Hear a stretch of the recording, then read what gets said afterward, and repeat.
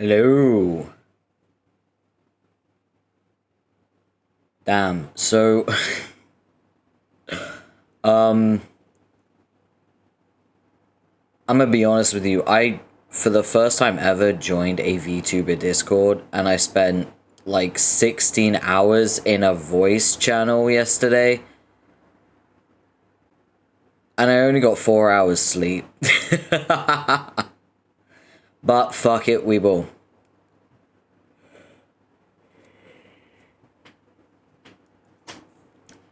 So, it was actually really nice taking a break yesterday and just like chilling and vibing, meeting new people too.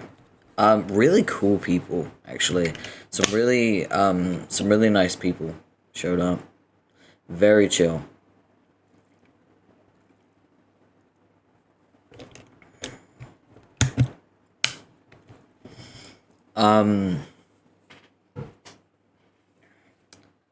So, plan today. I would like to get through at least 200 pages. That really depends on Homestuck and whether the pages are wordy or whether they're flashes. I guess we'll see. I want to try and get closer to game over, but we're like 800 pages away. So I don't think we're doing it today. I think the most amount of pages we got through was like, I don't know, like 1,000 pages in a day, but that was a 13-hour stream, so I don't think that's gonna happen. I really don't, you know?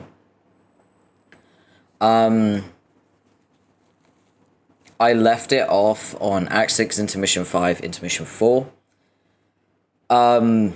Which means I'm jumping straight into Caliborn. It's gonna be one hell of a ride. I am going to assume the cosplay. As always. Listen, it was either going to be this troll or an actual troll, so you know.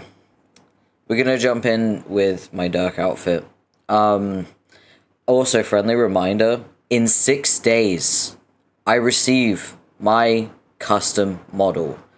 And then once I've gotten all the toggles done, and I've gotten my assets done, and I've set everything up, I will be debuting it. So you won't see it straight away, because I'll be setting things up for it. But I know that it will be ready for the 1st of June, because that's when I'm doing a collab with Eve Healy from BL Library. I'm going to actually contact her, because we need to start promoting it. Hey, Waffle, welcome in, man. How you doing? I'm just talking about, like, I'm going to be getting my model soon, and I was talking about the collab with Eve that I'm doing on the 1st. So, yeah. I'm going to sneeze. Hold on, let me mute.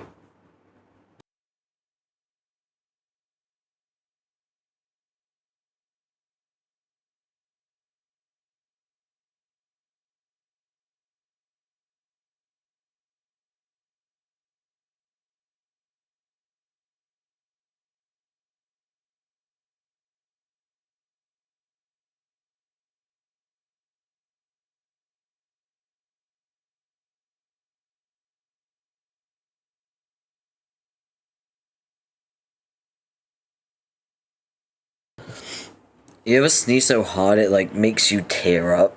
That's crazy. Oh. Thank you for the blessings. Blessing a demon is fun. Alright, we should probably get into it, shouldn't we? Alright.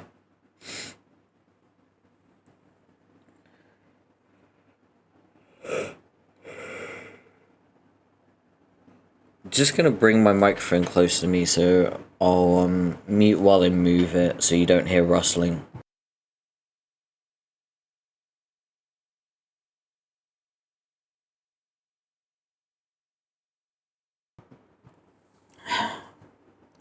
Just so I'm not like straining my voice trying to like reach out to my microphone. Alright. I think it's time to get into it. Are you ready? Oh, I have to jump straight into Caliborn. It's gonna be one of those fucking days. Let me make sure I hydrate. I'm gonna try and get through as much as we can today as possible. I'm running on 4 hours sleep, and I was in a voice call for 16 hours yesterday, so...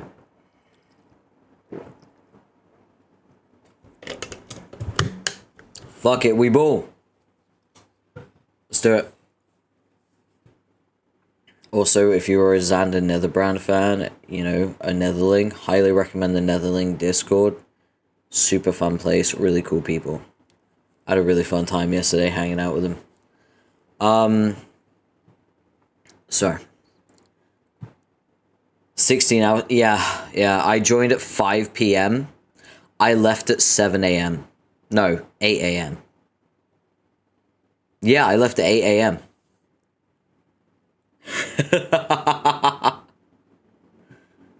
It's funny because, like, people would be in the call and then they'd be like, oh, I'm going to sleep. And then they'd wake up and see that I was still in the voice channel and they'd be like, you're still here?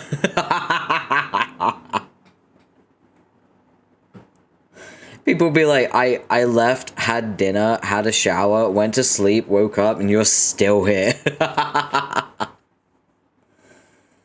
Yeah, 16 hours. It was crazy. It wasn't intentional. I was just having a good time, and I wasn't really that tired. It's rare that I get to, like, meet new people that I have a lot in common with. So, yeah. I locked the fuck in, apparently. It was fun. I got to meet lots of cool people. Heavy sigh.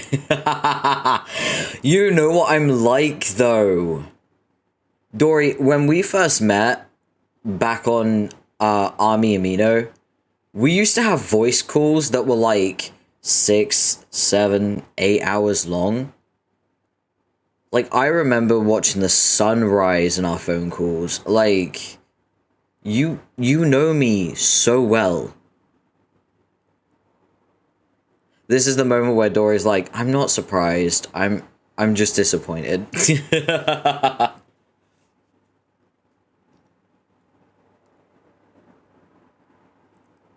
Alright, I think it's time. I'm gonna start. And it's Caliborn, so if I sound weird or rusty, you know why. Yeah, I socialized. I depleted my battery a bit though. I don't think I'll be jumping into VC today after stream. Maybe tomorrow, but not for as long. It was a good time though. But yeah. I need more answers very quickly. I thought you'd given up on getting answers from me. No, I just have not had time. The bomb countdowns are getting so short. This is getting hard. It's not fair. I really don't see how it's any less fair than being allowed to solicit omniscient narrator of your quest for answers. Nobody else who plays this game gets to do that. What makes you so special? But you're the one who said I was special. I shouldn't have said that. Now you're strutting around or thinking you're special. I am special. I know. Less bullshit, more answers. I have collected more frogmen. What do they do? Frogmen? You're getting really esoteric with your headcanons now. My what? And what makes you so sure they're all men? Have you sexed them? Fuck you and your ribald insinuations. My relationship with the frogmen is strictly professional. No, I mean determine their sex. Do you even know how? I don't care. They're all men because I say they are, and I want them to be. If I believe hard enough in them being men, then that fact becomes absolutely indisputable as a permanent man reality. Transphobes be like.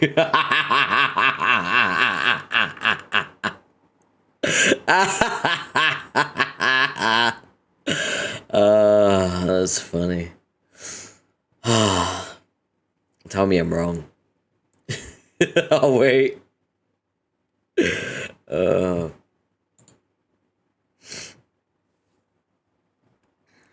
It does.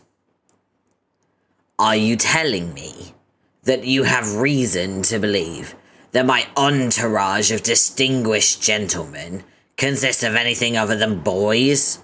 No. I mean, I don't know.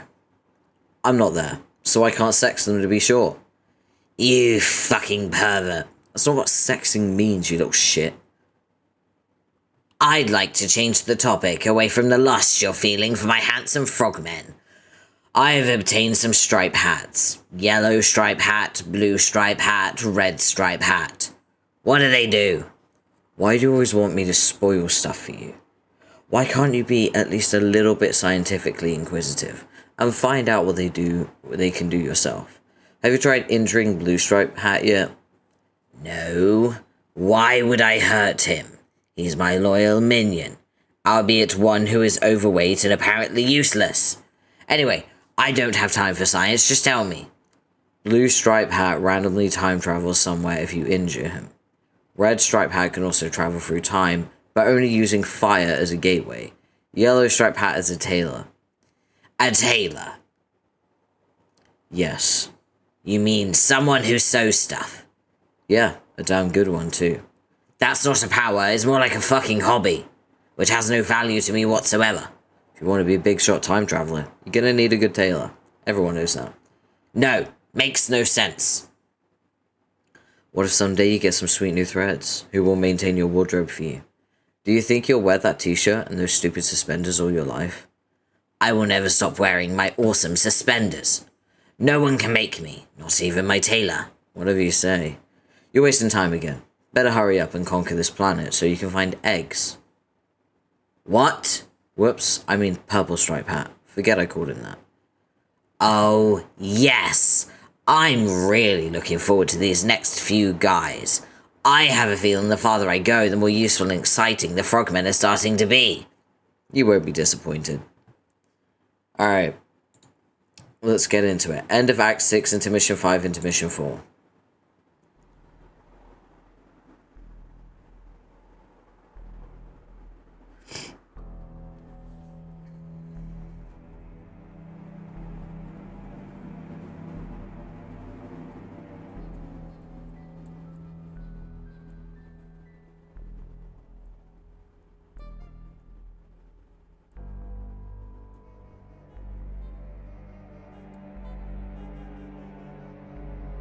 That's Vriska's jacket, remember, that she threw down?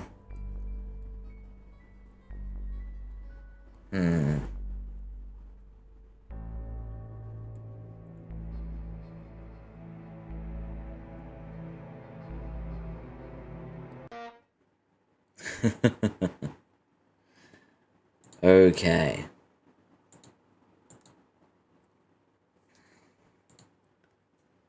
Psst, blue guy. Me? No, the other weenie in blue PJs. Yes, you, come here. Listen, I have a problem. What?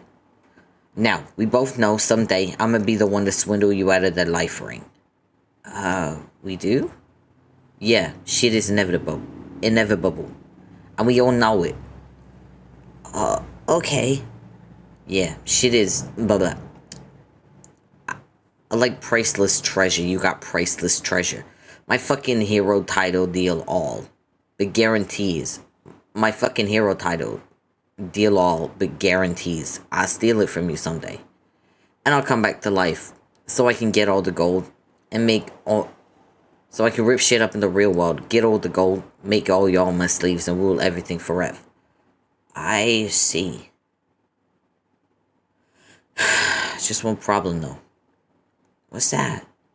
I don't know if I wanna. Huh. Alright. Then I guess it settles that. No, but you don't understand. If I ganked your ring and put it on, and I became not a ghost and them anymore, and I had to hit the road and conquer stuff, I would miss my friends. Then, don't. No, blue boy, you aren't listening. I can't even handle it. Thinking about ditching my fronds. They meant so much to me since I've been dead. You feel me, blue dweeb? Yeah, my friends mean a lot to me too. The circuit twins, they just, ugh, look at them. So disgustingly adorbs together. All liking each other and being like each other and junk. I don't think I can take it. I ain't ready to say farshell. Arani is all like learning to be unscrupulous. Never thought the girl had it in her. Makes me so glubbin' proud. Her stories blow whole, but I still love listening. Don't tell her I said so, but I like hearing her so happy, like she's just so damn pleased to hear herself yak about dumb shit. On the other flipper, I legit love Riska stories that punchy and hear me as fuck. Girl thinks she in the movies or something. LMAO. We had our diffs at first, but really? She's so badass. Wish my old pals could have been half the give no fucks boss she is. All I ever wanted from my posse was some Moby I could thug it with. I mean without being a jack batshit skink. Won't name names, you know who I mean. No. As for Sufco and Megiddo. Yeah, this bitch I could take or leave. I don't know. She's aight, I guess. But the point is, Blue Chump, I'm happy now. More than I was on my moon with my sweet gold statues and shit. And more than I think I'll be if I gotta be alive again. And I gotta go knocking over galaxies or whatever and make a bomb new Fish Queen empire. But it's killing me, Blue Schmuck. It's killing me to know you got that ring, knowing I'll have to take it from you someday. Ugh, why? Why you have to swim in it and present me with this quite-awful dilemma? Why you have to be so lame and chumpy, and such an obvious mark? Your dork-ass face just screams, wag, give me a fucking wedgie and take my ring. Why don't I wanna? But I don't wanna. Blah. But I don't wanna. I just think I gotta, cause I mean, come on, obviously it's mine, just why? Why? Okay, jeez. I promise no matter what, I won't let you have the ring. I'll hide it or something. Or better yet, I'll just give it to someone else before you get the chance to steal it. How's that sound? Thank you.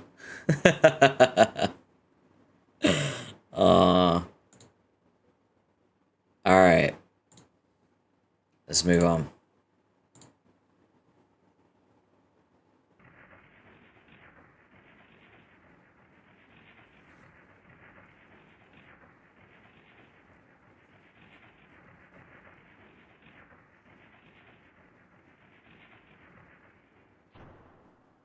Ooh. Will you guys hurry up? This is seriously some of the most half-assed treasure hunting I've ever seen. Hang on, I'm coming. So, the treasure's in that chest. Yeah. Are you gonna tell us more about it yet? Yes. That was gonna be a part. Yes, that was gonna be part 2 of my story, which starts right now. This thing is some sort of MacGuffin. As I'm sure you know by now, MacGuffins are magic items that can do all sorts of things. Bend time and space, trap souls inside them, stuff like that. The more potent MacGuffins tend to be pretty versatile. I doubt even he knew the full extent of its powers. He supposedly got this thing as a boon for slaying a very powerful denizen, as if the guy needed any more sick endgame rewards. That's all I'm gonna say for the moment, since I'm sure everyone is dying to see it by now. Only a complete asshole would make us wait any longer to get a look at this thing. And with Vriska's sassy flourish of dramatic irony, it suddenly becomes evident to anyone with a brain that we aren't gonna see what the treasure is for hundreds, if not thousands of pages. Be Viceroy Bubbles von Salamancer. You are now Viceroy Bubbles von Salamancer. Do a silly dance. Oh yes, you kick your adventure off to a phenomenal start with the liveliest jig you've ever attempted. Your little legs could use the workout after being cooped up on that ship for 3 years. Wait, shouldn't Casey have reached adulthood in that time frame? Or at least gotten somewhat bigger? You seem to recall from earlier somewhere that salamanders have short lifespans, and grow up quickly. Oh well, you decide to graciously disregard that one and only plot hole in this elaborate tale. In fact, you think you'll use your dark sorcery to make it poof disappear. Haha, what a problem. What problem? What pumpkin? You're so excited for the side quest to begin. It's going to be almost as delightful as it is thorough. And almost as thorough as it is relevant. Retrieve arms from robe. You retrieve your adorable amphibious arms from your rag of demons, and in doing so you reveal them to be adorably grasping the dreaded crook of frailty. No young salamancer would dabble in the dark arts without one. You twirl the grim cudgel in the air and begin to disturb the ancient spirits from their slumber. In spite of necromancy's notoriously bonkers fakeness attribute, you begin to cast a spell. Summon an undead army. You beckon a horrifying cadre of skeletal friends. They lurch from the mounds to serve their dark master. You're so happy to see them, you start to blow some sinister friendship bubbles. You look at all these skeletons and think to yourself, this is probably going to be really important later on, because that's what happens in adventures. A thing happens, then you forget about the thing for a while, but it turns out to be important down the road. Like some heroes will be fighting a bad guy, and some things will look bleak for them. Then out of nowhere, the skeleton army will arrive as reinforcement or something, thus turning the tide of battle. Then you go, aha, so that's why that little salamander summoned those skeletons. Everything makes sense now. And in retrospect is elegant in its simplicity. Fuck you. Please don't interrupt. We're trying to enjoy an important subplot. Now where were we? Oh look, one of the skeletons has stepped forward to introduce himself. But the skeleton doesn't have a name, you should give him one. What will you name the skeleton?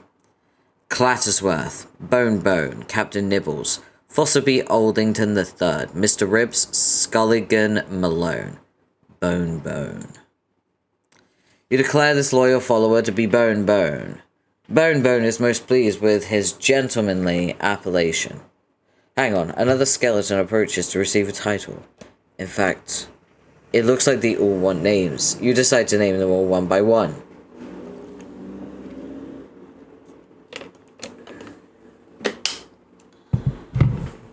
Fuck you. Just ignore her. She had her chance to be important, but turned the offer down. The rest of us are just trying to get on with our lives. Now what will you name the next skeleton? Fuck you. I'm not gonna keep repeating it because YouTube doesn't like when you do that and the VOD will get nuked. Shield young amphibious ears from profanity.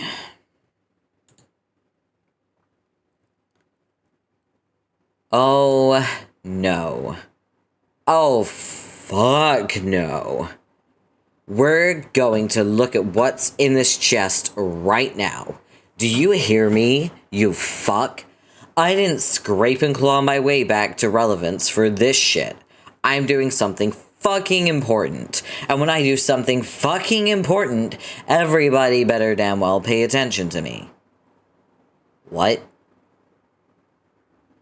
You don't think I'm onto you by now? As if I can't sense when some sort of bullfuckery is afoot. You don't think I'm wise to your fucking games? Who's she talking to? Go ahead. Try and fuck with us some more. Make my day, you piece of shit. Everyone here wants to know what's in this chest, so that's exactly what they're going to see. There's probably some ideal way for me to reveal this thing to make it seem as cool as possible. But you know what? I don't give a fuck.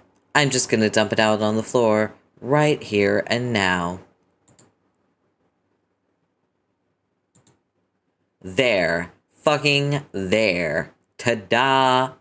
Wow, will you look at that? It's the fucking treasure. Looks like some kind of human house-shaped thing. Holy shit, didn't see that coming. Now everyone hold your fucking horses while I artlessly explain some more shit about it. Woo! Here fucking goes. After the guy used it that one time, it became totally intangible. So we can't touch it or pick it up. That's why we brought Aradia along, so she can make it levitate or whatever. If we bring it near him, it's supposed to activate again or something. That's how you use it as a weapon, I guess. But that's all I know. There, you like that, you fuck? You like how I just took the fucking piss out of that cool mysterious treasure? Do you like getting owned? Because that's what you just got. Owned. So why don't you suck it? Suck it. Friska just threw a tantrum. Me too, John. Me too.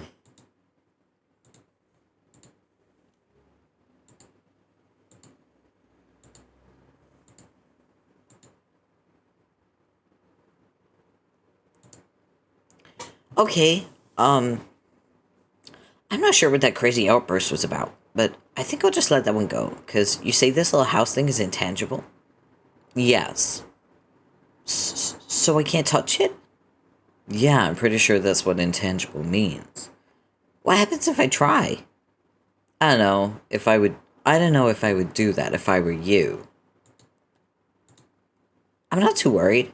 This is just my dream hologram self or some nonsense. How many times has Mina stabbed me with her fork? Not enough times. Not enough, Blue Stooge. Not enough by a nautical mile. I always wake up fine. It's not just about you, John. This is a very powerful MacGuffin. You'd be messing with forces we don't fully understand. Sounds like a dare to me. Oh my god. Alright, whatever. I'll be fucked if suddenly I'm going to be the lone voice of prudence and sound judgment in our badass pirate club. If you really want to plunge your fist through some sort of hole in reality, then be my guest.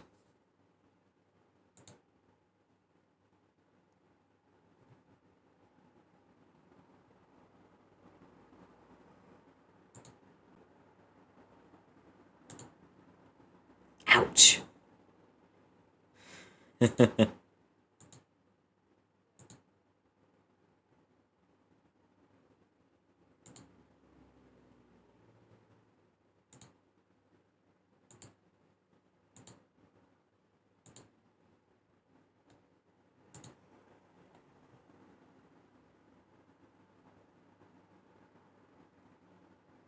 There's an arm there. Yeah, there's like arms everywhere. There's an arm here. Yeah. Here. Yeah.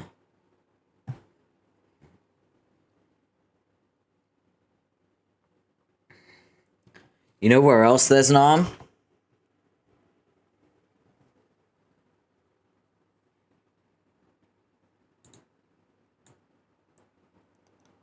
Right here. It's been there the entire time. When I, like, revamped my just chatting screen, no one really, like, commented about the random arm sticking out the side of the screen. And now, we finally got to the part in Homestuck where you know what it's all about. That's John's arm. We're here. We made it. That's the reference. His arm is here as well. His arm is down here. Arm here. Cosby top jump scare. His arm is here. His arm is here. Yeah. Look at all the panels where his arm is.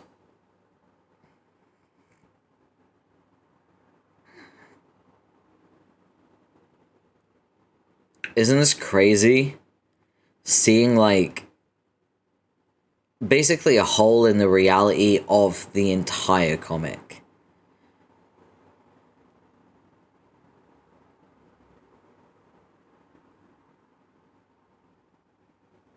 This is like Deadpool level breaking shit. You know, like in Deadpool or She-Hulk, in the comics where, like, they would jump out of their panels and argue with their own author type thing. This is like the most meta you will get. They have found a gateway to reality.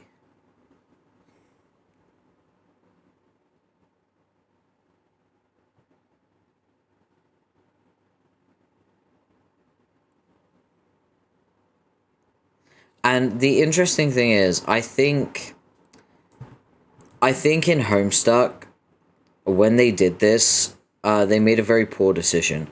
Because what they did is they went back and they updated the original panels so that the arm would be there from the beginning. And I think that's a mistake. I don't think they should have done that. Because it, one, distracts, and two, it isn't as fun when you see all of these panels and see where John is in them, you know? Was this the thing I guessed? Almost. We're almost there. We're almost there. Look at all this reality breaking, it's crazy. He's in a video game here. His arm is in the video game. His arm is there. Here. Here. Down here, petting a frog. Here. Here. So many.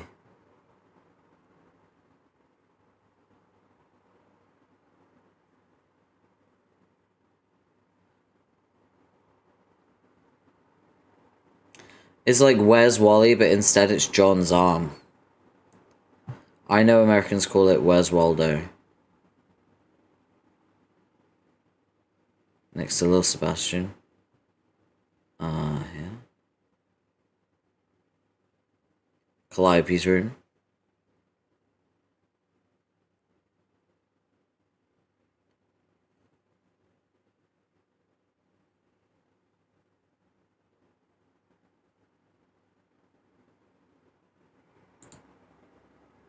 Oh, something's happening. I kind of want to distort my voice for it, but I don't think it'll sound good. So I'm not gonna, because I haven't figured out my voice mod properly yet. Whoa, this is making me feel weird. John, will you get your hand out of there? You're vaguely fucking shit up in some totally ambiguous way. Ah! John? Oh no. He teleported. Damn it. Mina was trying to fucking stick a fork in him. Act 6, Intermission 5, Intermission 5. Here we go. I hate puppet people. I hate puppet people. I hate puppet people. I hate puppet people. I hate puppet people. I hate puppet people. I hate puppet people. I hate puppet people. Puppet people. Puppet people. You're just calling them different things every time to bug me. They are puppet people. Why are they puppet people? I thought they were frogmen. I thought frogmen was going to be your preferred headcanon. Thank you for the luck. Enjoy stealth mode.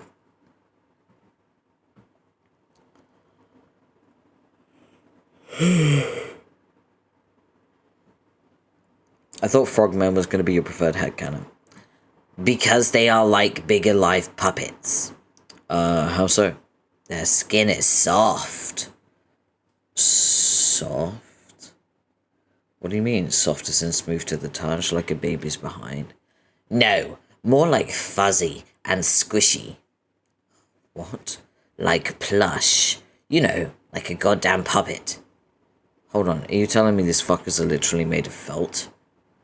What's felt? It's the fabric they put on pool tables, kind of soft and fuzzy. Oh, then yes, exactly like that. Well, I guess that's weird. I guess you learn something new every day. Speaking of which, I suppose you'll want to tell me. You want me to tell you what these two frog puppets can do. No. No. The abilities of Purple Stripe Hat and Orange Stripe Hat are plainly self-evident. They are idiotic. Patience. In time, you'll grow to love them as if they were two very special sons. No way. Yes, you will. I can already tell you kind of like them already, because you're just pretending to. But you're just pretending to... I can't read, but you're just pretending you don't, to be cool. Like you always do with members of your Dark Carnival. I notice you aren't actually trying hard to escape from the crowd there. Looks to me like you're enjoying your time in the puppet mosh pit, frankly. Screw you. I'm gonna tell you their powers anyway. Purple Stripe Hat has an egg timer, MacGuffin, which makes him time travel whenever it rings. But he's too stupid to use time travel sensibly, so he ends up making too many copies of himself. Orange Stripe Hat has a magic oven, which he can hide inside. And that's it serves no purpose. Other than that, also, he's just as dumb as eggs. I mean, Purple Stripe Hat. Forget I called him that again. Also, let's pretend I didn't call the other guy Biscuits. You didn't call anyone Biscuits. I didn't? Oh, damn, then pretend I didn't say I did.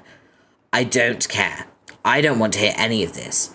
All of that was obvious. I have grown wary of your excessive divergences. Yeah, my divergences haven't been too popular lately. Can't seem to catch a break. A what? A break. What's a break? Nothing. Just something an old flame used to say a lot. Calling Vriska an old flame is crazy. That's crazy. What? No. You know what I need to do as well? What time is it? I might order some food. I did eat before stream, but apparently it wasn't enough.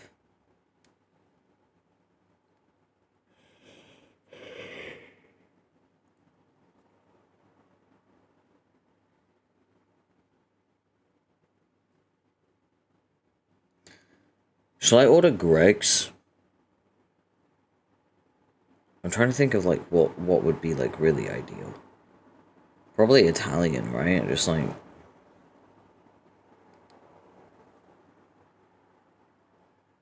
I'll see if there's like any deals on, because if there's deals, then...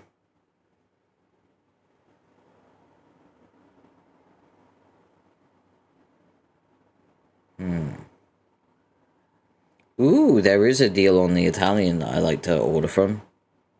Sorry, I know. I just got hit with like a wave of hunger. And, I think what I need to do is prioritize, like, looking after myself, because yesterday was very intense for me.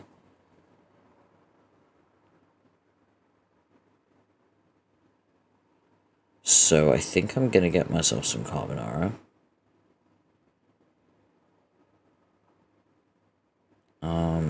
Ooh, toppings. Gonna get some olives, mozzarella.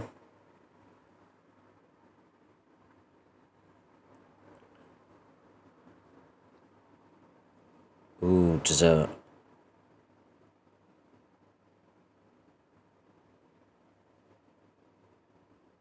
I'm gonna get cake. Oh, cake. Hell yeah.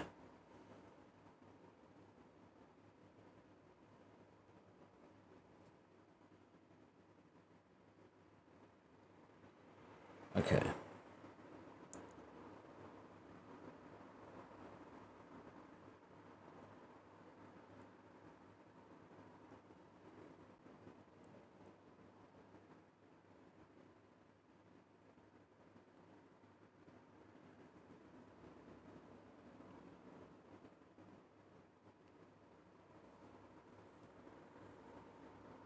Wait a minute.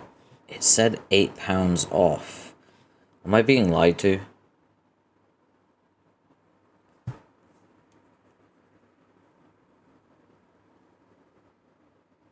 Oh, it's a code. I see.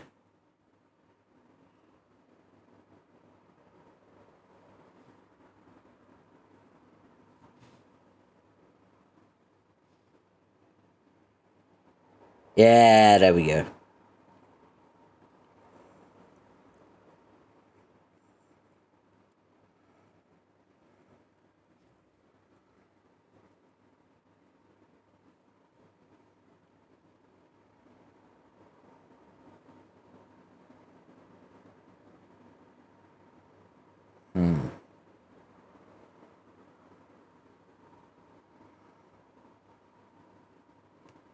Alright, I'm ordering food. I'm doing it.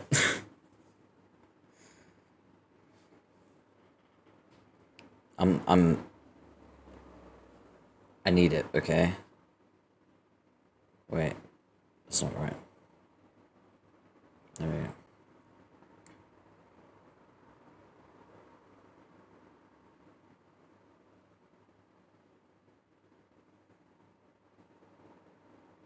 Hell yeah. Alright. I'm gonna keep my phone in front of me so I can keep an eye on the order.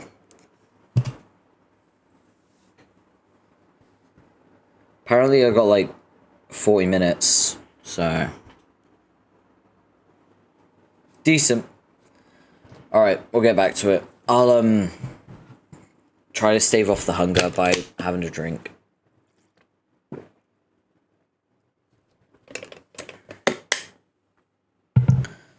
Alright.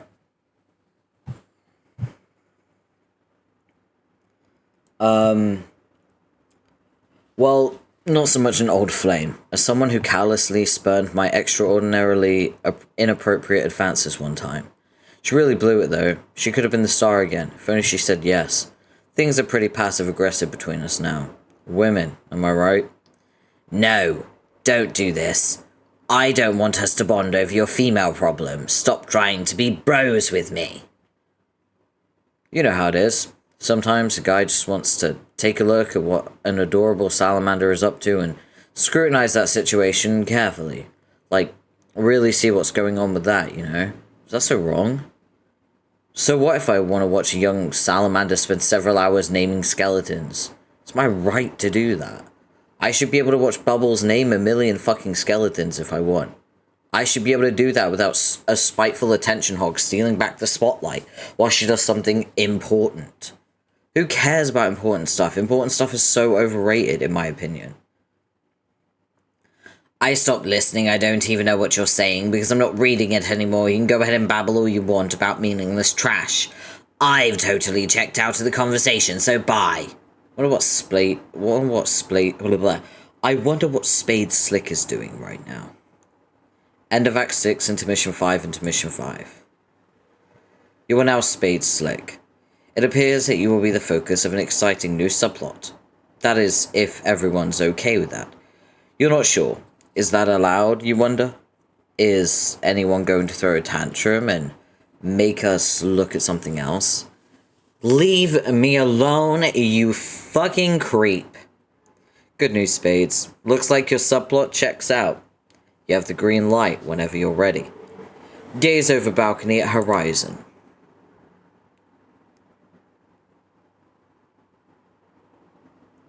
Those are the acts.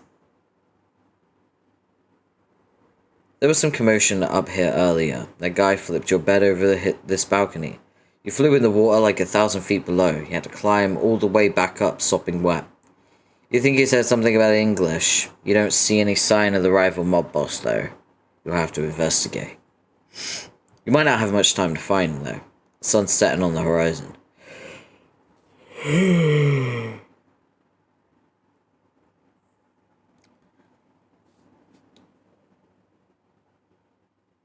Yeah, it's a pretty sunset. It's also the end of act screens.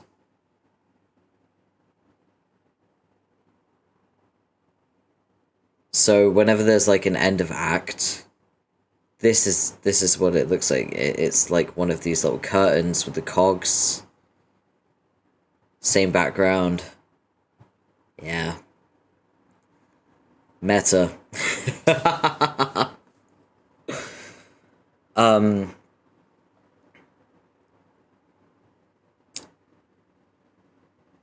The sun is setting on the horizon. What are all those things floating over the water?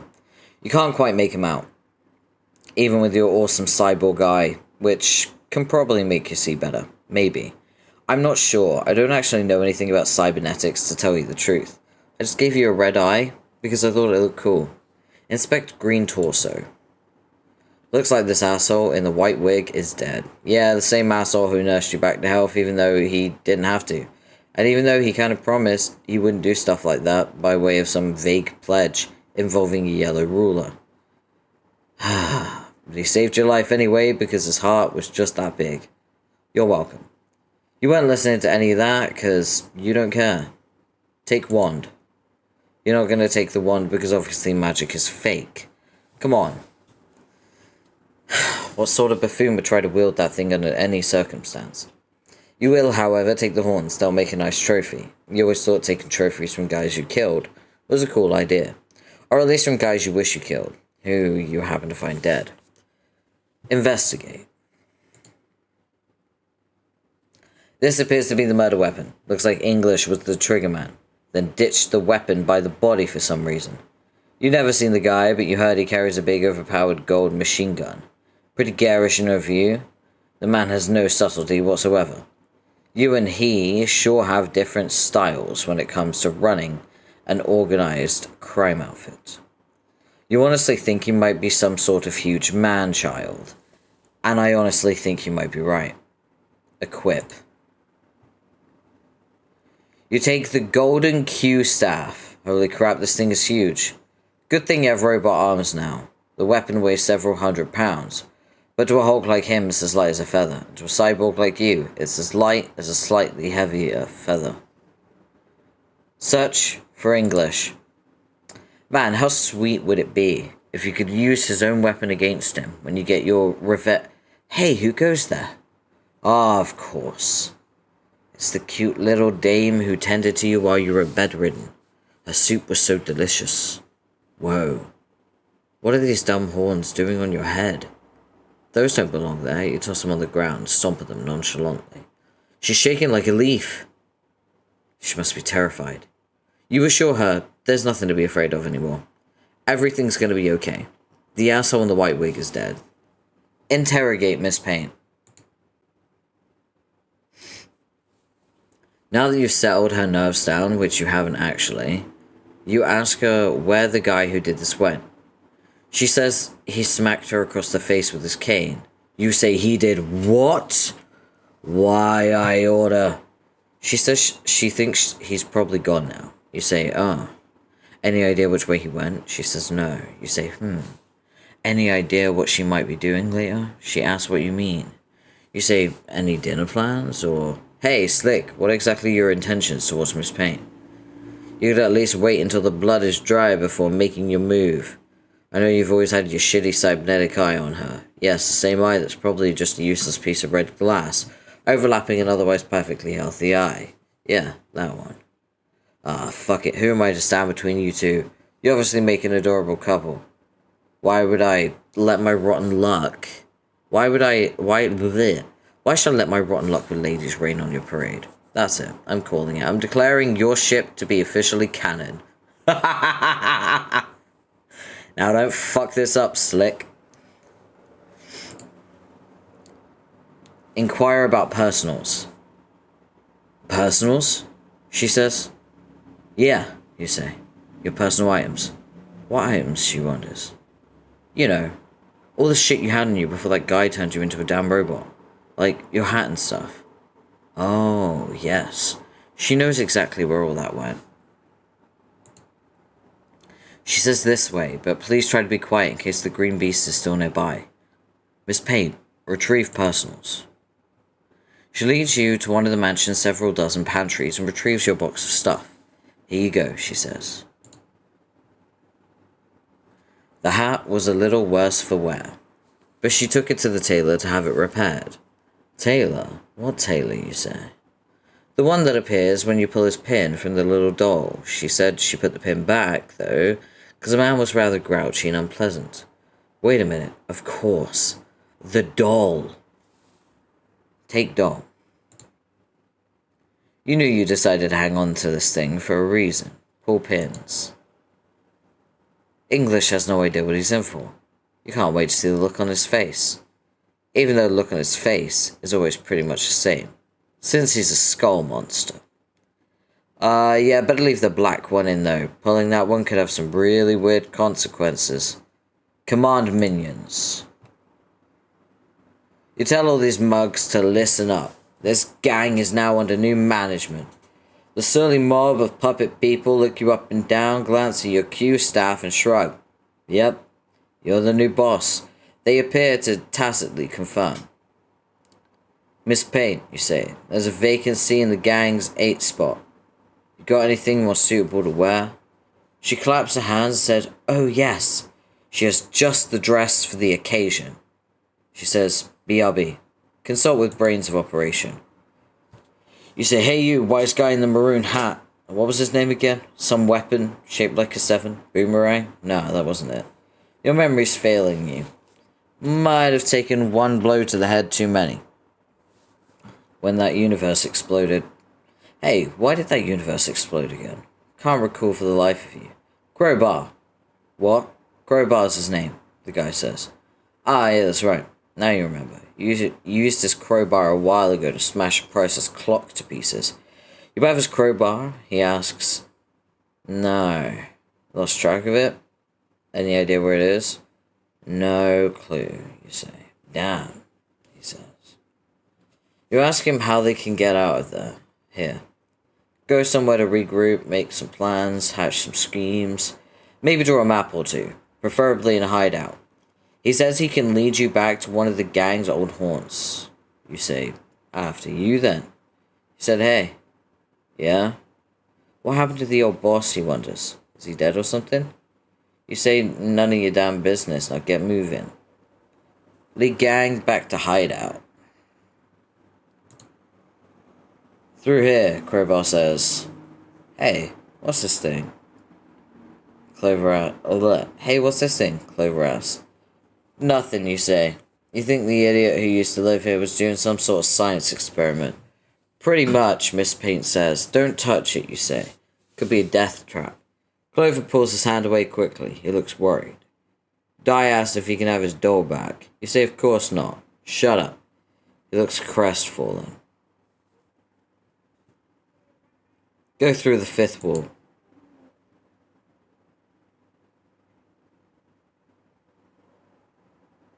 God damn it, it's hot in here. AC must be broken or something.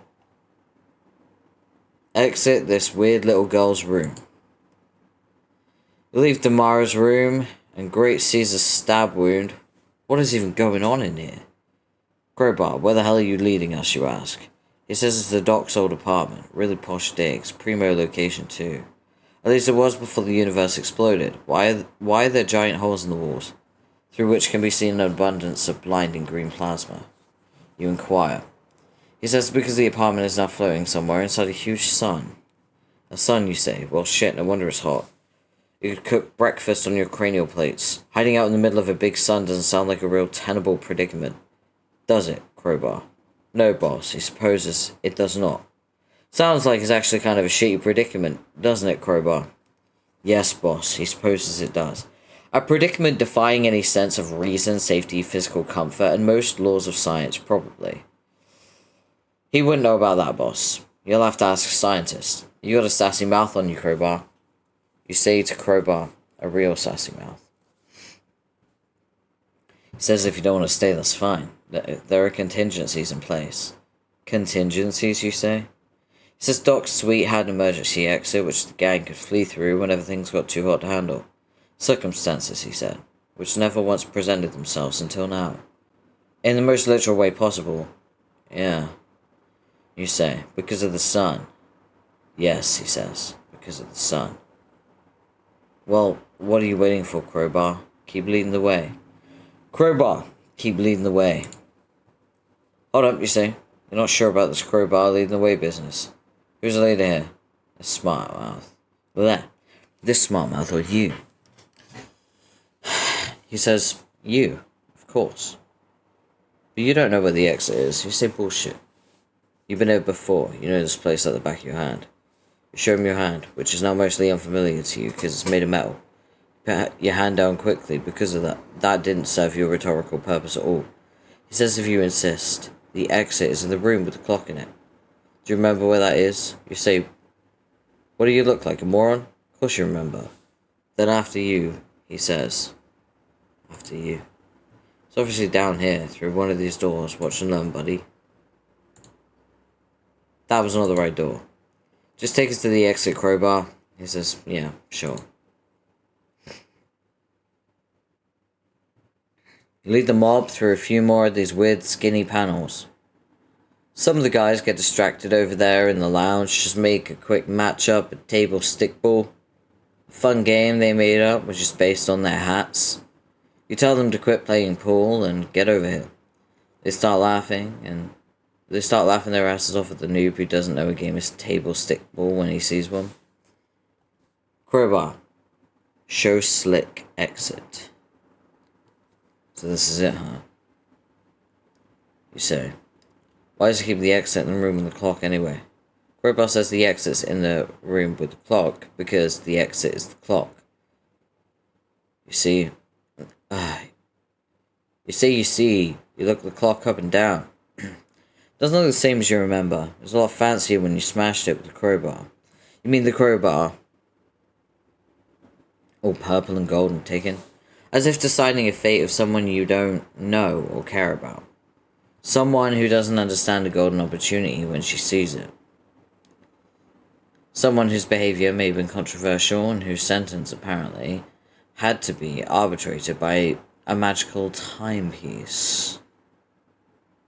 Just as well you smashed it. That way nobody could outsource their judgment to the verdict of a stupid clock. Yeah, you definitely thought all that now. Wait, what happened to the pendulum? The ball thing, you mean? Crowbar says it broke.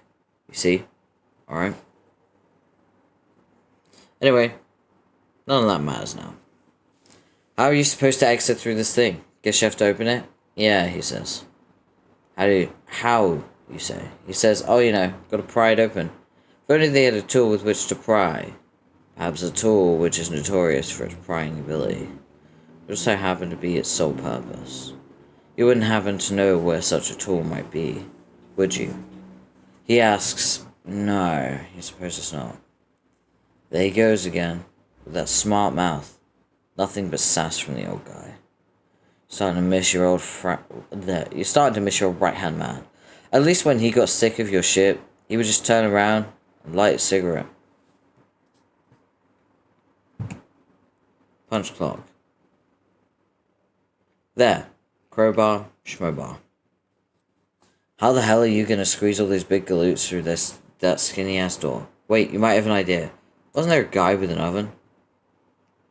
Where's the guy with the oven? Hey oven, get over here. Crowbar whispers his name and is actually Biscuits. You don't give a fuck. Biscuit seems to understand. He's being summoned and waddles over. Yeah, this is a magical oven. Wow, what a dumb MacGuffin. Should come in handy for once though. Everybody in.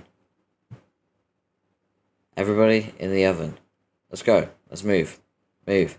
Iggy, Slowpoke, what's his face? Yes, you two miss paint. Clover, Shark Guy, Top Hat.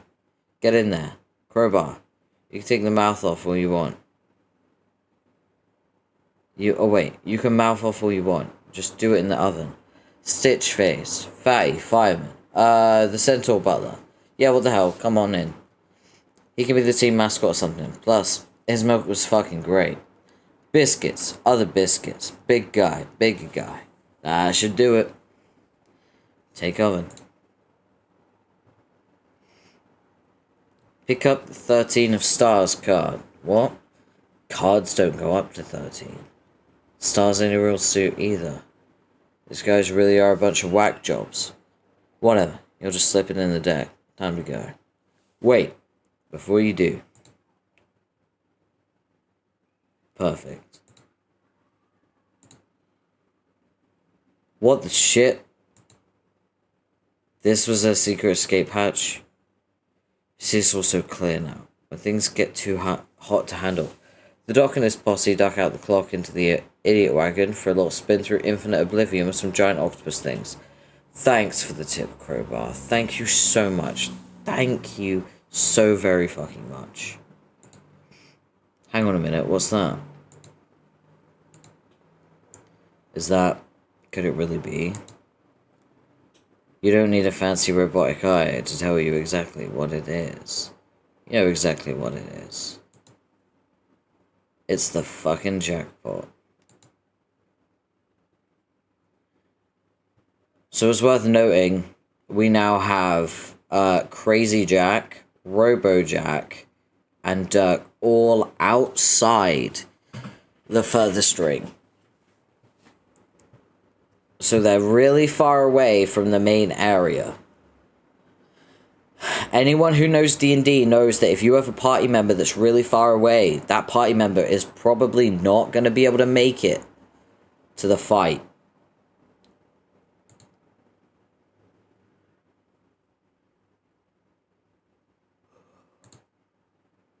Oh.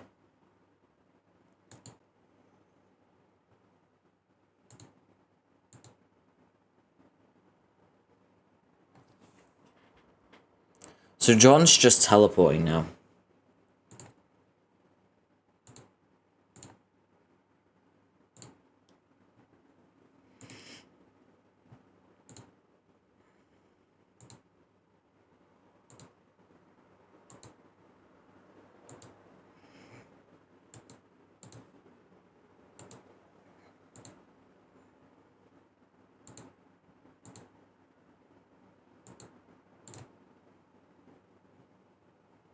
Yes.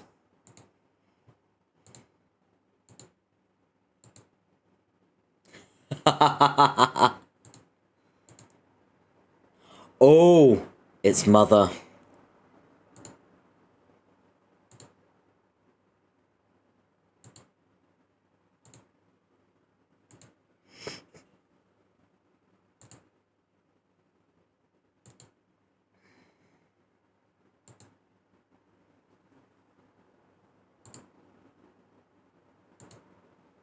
Oh no. He's in the movie. Act 6, Intermission 5, Intermission 6. I did it. I conquered the Marine Stripe planet, thus unlocking the final most powerful toad goblin of all. Wow, he is so perfect, so huge, so strong. I love him being strong. Finally, the ideal minion with the type of power I admire the most, which is being a huge, strong guy with enormous, powerful muscles. Yes! Oh yeah. I also got Green Stripe Hat, he's good too, in that he is also large and relatively strong and mean. He flips a coin too, I think, which is also cool. Oh, and don't tell me what they do. All I care about is that they're big and strong. Do not spoil my moment of triumph with more of your human monkey earth business. What? Nothing to say? Yes. This is good. You're finally learning who's boss, and soon everyone else will too. Now I have to conquer the Black Planet. This one's a different thing from the others. My sources tell me, by which I mean the clown tells me, that this planet has been claimed by the Black Queen herself. I will need to overthrow her to win. As such, in a stroke of brilliant cleverness, my brain devised an idea. I have recruited Jack Noir to help settle our mutual score. Finally getting Jack to do violent things for me always strikes me as such a good plan. I might as well just do it always, rather than always thinking of new stuff, which is hard to do. He would make a good friend, if the concept of friendship wasn't horrid and meaningless to me. Therefore, I will think of a way to dispose of him once his usefulness is over. It's bad form to leave stray noirs wandering around. Don't tell him I said any of this. My treachery to him is meant to be a surprise. Hello? Where the fuck did you go? Aren't you going to tell me what you think of my great plan? Or deride me in some fashion for my juvenile conduct and poor critical thinking skills? Well, your unspeakably putrid and fatuous blubbermouth. I demand you talk to me. Okay, I see how it is. You've decided you will no longer allow me to browbeat you into helping me through sheer force of petulance. It may surprise you to know I'm just as capable of respecting that as I am of throwing a tantrum about that. I don't need you anymore. I don't need anyone.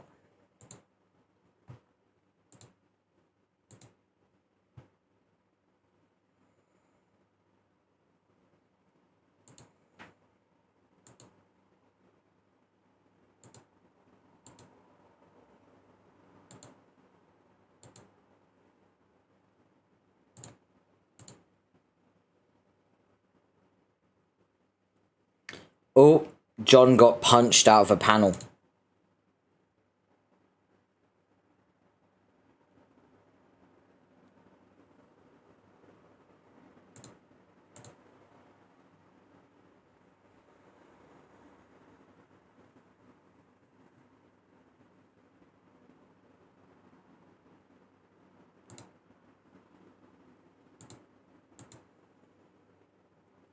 Hey. What?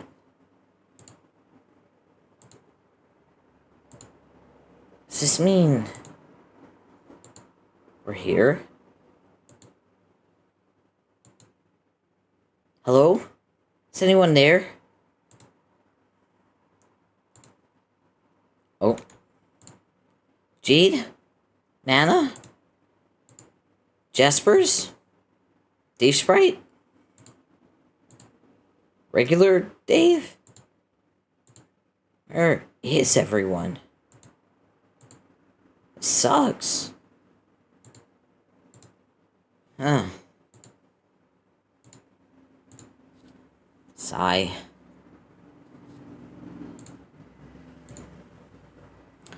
You chance upon the slab of the Jada Fool's ennui. You don't know the slab is called that, but that's what the slab is called. Looks like a good spot to decompress after your strange ordeal through cannon space. Oh boy, here we go. They're getting closer. The meat is passing Dirk's planet.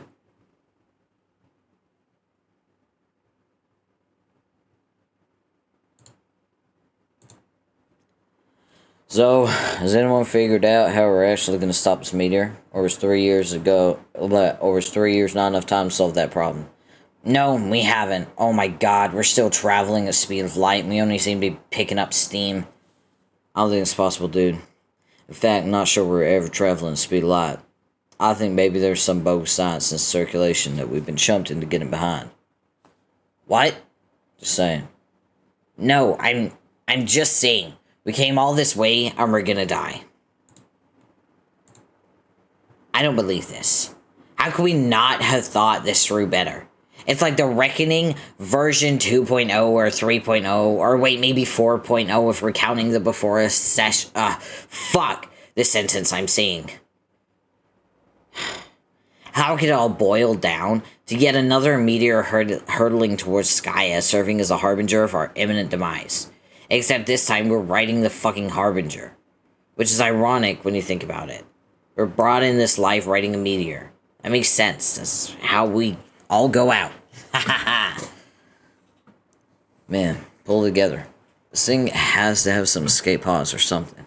Where? I never saw anything. Maybe they were being stored in the hypergravity chamber. We have a hypergravity chamber. Or I guess maybe we could just sort of hop off and like fly away. Why, you abhorrent column of smarmy filth. You always did know how to rub salt in the wound. What about those of us who can't fly? You know, I can't fly, and, you know, it's a sore subject for me. I swear to God, this meteor needs one of those baby on board things on the back. But like a grub instead of a baby, from max fidelity to the gag controls.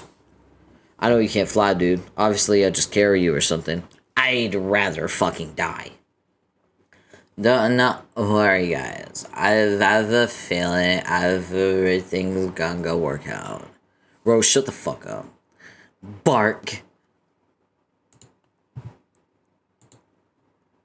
Dude, did you just bark? What? No, I didn't bark. I thought it was you. Why would I bark? Well, why the fuck would I bark? Because you're having a mental breakdown. Why don't you have a mental go fuck yourself? Or wait, then use your alleged time powers to make a copy of yourself and turn this audacious fantasy into a sensual reality. Nah. Bark. There it is again. The bark happened again. Well, me. Who the fuck is barking? Kanaya, did you bark? You fucking with us, Miriam? Yes. Jerezi, was it you? Arrgh. What is it? What are you looking at? Maybe the mayor barked. Mayor, was it you? I bet it was. I love the mayor. He's so full of surprises. Oh, that's not good. Hey, guys. Wait, how am I gonna do, like, Grimbark Jade voice? Hi. Hi. Hey, guys. Long time no see. Oh, no. That's not good. So, my food is due to arrive in about 7-ish minutes. Just, like, that's the estimate, apparently. We're gonna watch The Flash, and then right after, I'm gonna take a little quick break while I get my food, okay? Let's do this.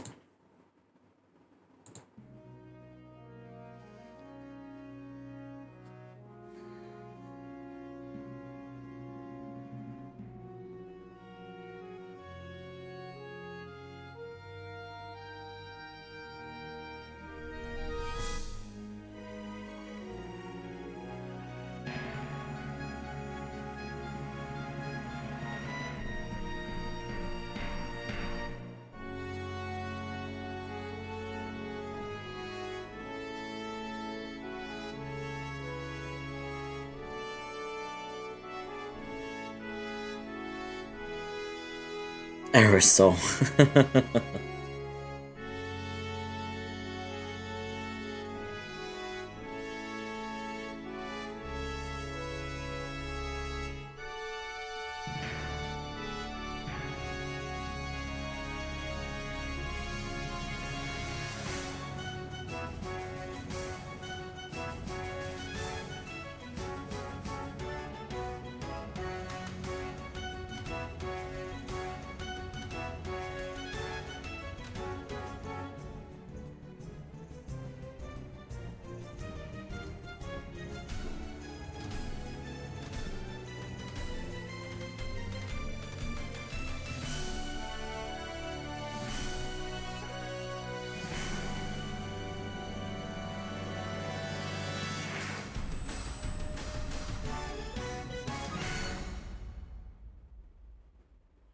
Well, damn.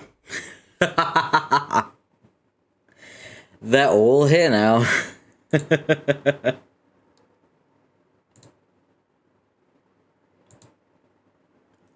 He's so cute. I have to use that as my thumbnail. Hold on. So cute. There we go. Look at, he's so happy to see his friends. I love that for him. Welcome back from your luck. Ooh, energy potions. Thank you. You just got... Oh, well, it's a flash. Yeah, everyone's here. The gang's all here. Carcat, Dave, Rose, Kanaya, the entire Meteor crew just got teleported in front of John by Jade, who is currently, evil. So, this is John's reaction to finally seeing his friends after 3 years. He's very, very happy about it. Yeah. And my food is about to arrive, so I'm a bit like, There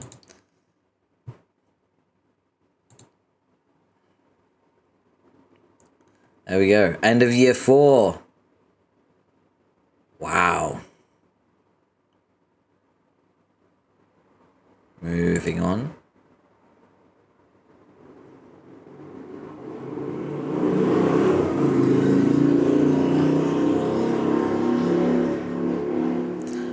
Remove disk 2. Insert disk 3. Oh. Oh no. Oh no. Is this what I think it is? There is no disk 3, asshole. Christ on a bike, yeah. The end. Oh no, Caliborn's the narrator now. Oh no. Oh no. Okay. My food's supposed to arrive in 3 minutes. I've not gotten any updates from it though. What's going on?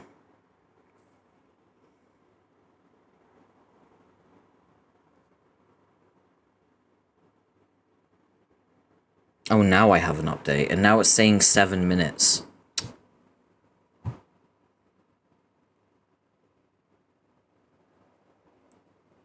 Alright, well, I guess we got 7 minutes. No! Oh, God. Oh, no, it's Homosuck. Oh, no.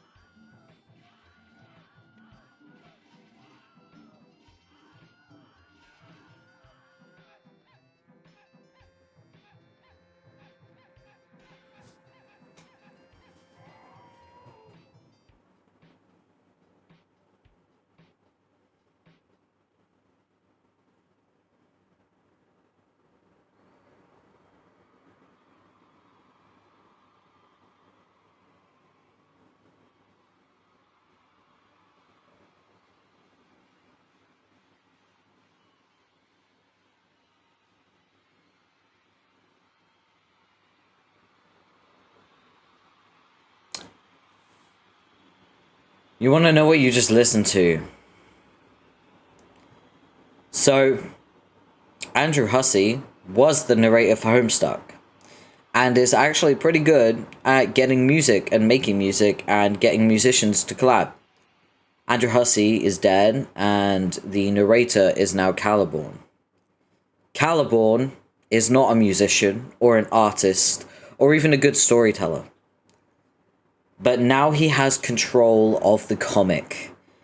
This is Homosuck. Fucking hell, here we go.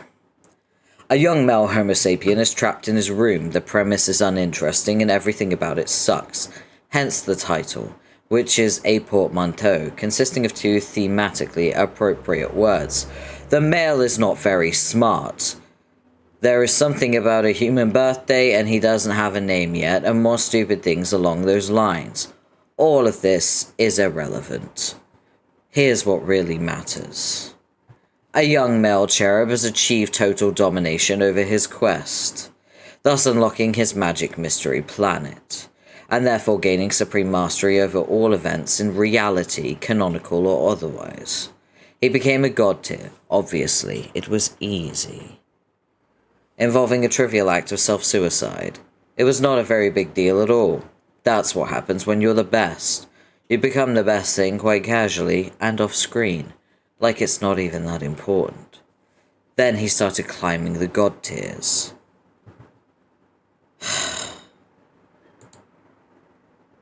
See? Like that. He stood on that flashy thing, which may not even be literally real. With each god tier he climbed.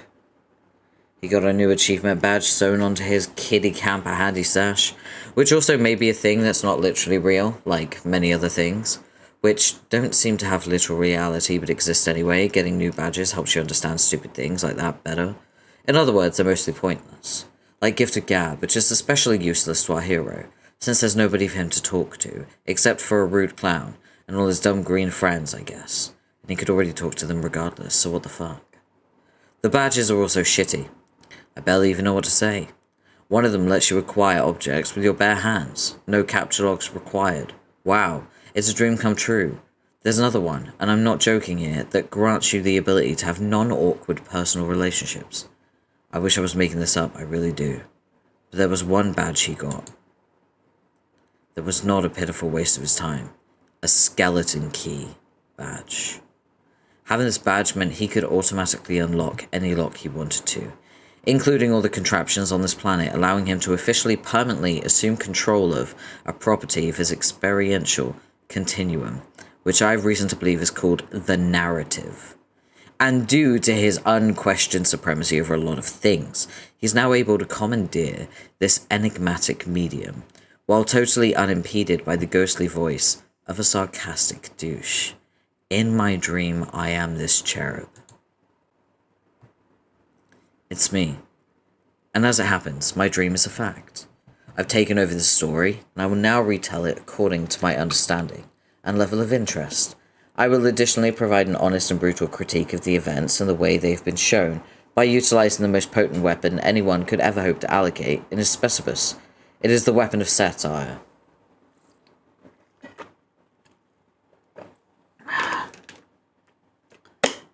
Oh my god. This is going to be so great. Has anyone ever done anything like this before? I doubt it. All I have to do is keep working the magic with my fucking computer pencil. Yes, drawing is easy. You don't let anyone ever tell you it isn't. You work hard and you hone your craft and ignore the haters until you're in the zone. Now excuse me while I draw a shitty room. Mel, examine the room. You examine your shitty room. You're the male. I'm calling him you for some reason. That's how this idiotic adventure goes usually. The guy on the screen, that's you. Confused yet? It only goes downhill from here. Prepare to be frustrated and angry as more things happen. Male, do some stuff. You fuck around heartily again. By you, I mean him. I know, it's counterintuitive, but I'll keep saying he's you because of my artistic license. The you male fucks around a lot like this, bouncing around and jittering, wasting time, but the secret is that it's actually me fucking around. I move this guy around like a puppet with my imaginary hand. See? My delivery's on its way, so what I'm gonna do is I'm now going to take a very short break while I collect my delivery food, and I'm also gonna chow down on it. So we are gonna take a little break, okay? I also think that it's a good idea to take a little break because Homosuck is a lot. We can, like, get a snack, get a drink, refresh, and come back into Homosuck. Maybe with a little bit more fortitude. I will see you in a minute. Bye.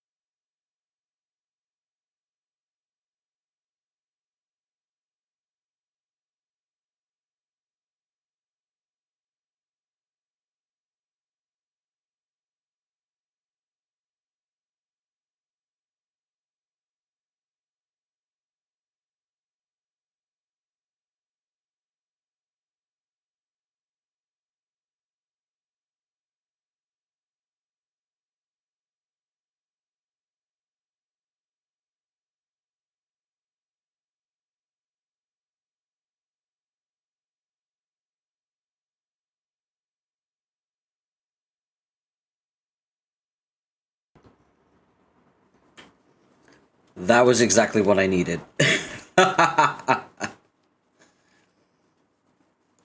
The crazy thing is, I ate before stream.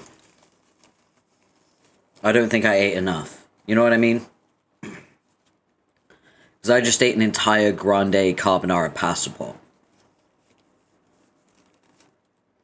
Ooh. That was delicious. And just for you, I also got a stamina potion, and I'm going to open it. You're welcome.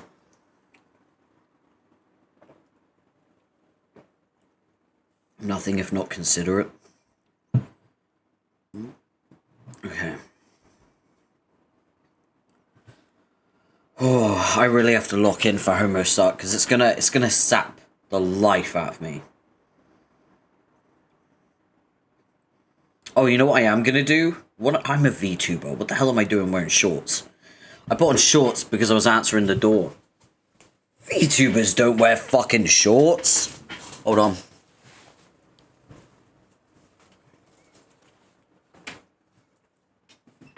There we go.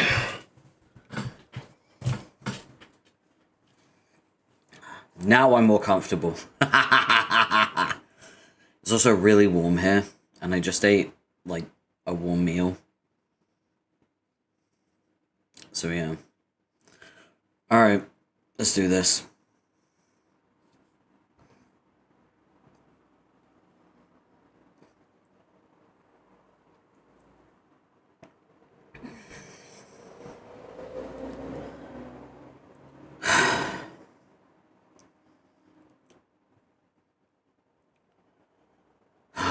Mail.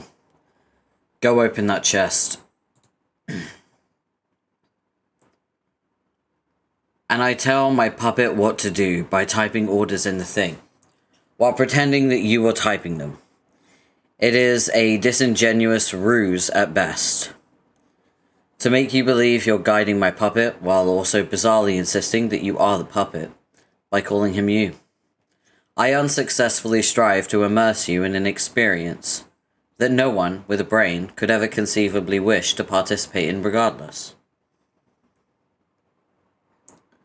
But in the end, the joke of it all is it's just me telling myself what to do with my puppet, and then doing it. You will agree this is the height of creative self-indulgence.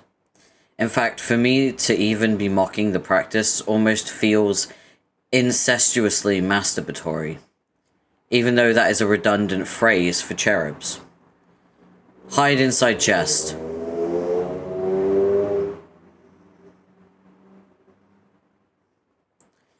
Beep beep beep, all aboard the idiot wagon. This is the kind of thing that happens almost every screen, as opposed to accomplishing things that are important or make sense. Let's take note of the fact that I'm slamming this tendency, and move on. Mail, go over there. Okay, you go over there, you stand there, and nothing happens. God damn, I am good at this. Do a dance on the shape. You get on the shape, and I make you do a dance. I use the principle of animation to put movements in motion. Somehow. You notice by now my storytelling genius. I drew my puppet, and I drew his room, and that's it. Now, all I have to do is move him around the room and make him do meaningless things for laughs. But the really funny thing is, the laughter is mostly coming from me. It's happening at your expense. This way, I can make so many of these rectangles so fast. So it seems everyone who is stupid enough to look at my rectangles in the first place, that so much is happening and the plot is advancing at breakneck speed. This is just a clever trick, though. Because the truth is, there's no plot. Nothing is actually happening ever. Just a lot of bullshit like this with cakes and cards flying every which way, and you're just sitting there frowning at it. Exercise freedom to leave room. The commentary's getting old quickly. Yeah, it's because it's Caliborn. Caliborn. You know, the dumbass? He's the narrator. He has a very shallow view of things. And that's why it's just like, this is bad. That's why it's called Homosuck. Because it sucks. The lucky male is oblivious to his privilege of not being chained to his room with a horrible sister he doesn't have. The advantage makes him way too overpowered, and therefore he is what some refer to as a human Mary Sue. This makes him less sympathetic and gives you another reason to actively root for his death. He goes downstairs and you think, aha, this is it, something important's happening, but your observation is another brainless fallacy. The thing happening here is just as pointless as everything else. The larger Homo sapien is obviously attempting to help the male grow up and become strong through a rite of passage involving sweets, possibly to help the male become a trickster. But the male is stubborn and refuses, like an idiot. Leave building. Turns out the male can leave after all, relatively unhindered, basically contradicting the entire premise of the story. What a joke, you say to yourself. You, the reader, though, not you, the male. Boggle vacantly at these shenanigans. It begins to dawn on you that everything you just did may have been a colossal waste of time. It also begins to dawn on you that I was the one all along who illustrated this fantastic cartoon rectangle, which you remember that you saw before somewhere, and now you find this revelation to be almost as retroactively plausible as it is mind-blowing. It brings to mind a famous quote from a celebrated poet of yore that I think goes like this. Well shit, that's a hell of a mystery. No one thought was a mystery, and didn't even really need solving, but damn if it didn't get solved, so nice work. Cherub Shakespeare, probably. Actually, I'm pretty sure that's Dave who said that.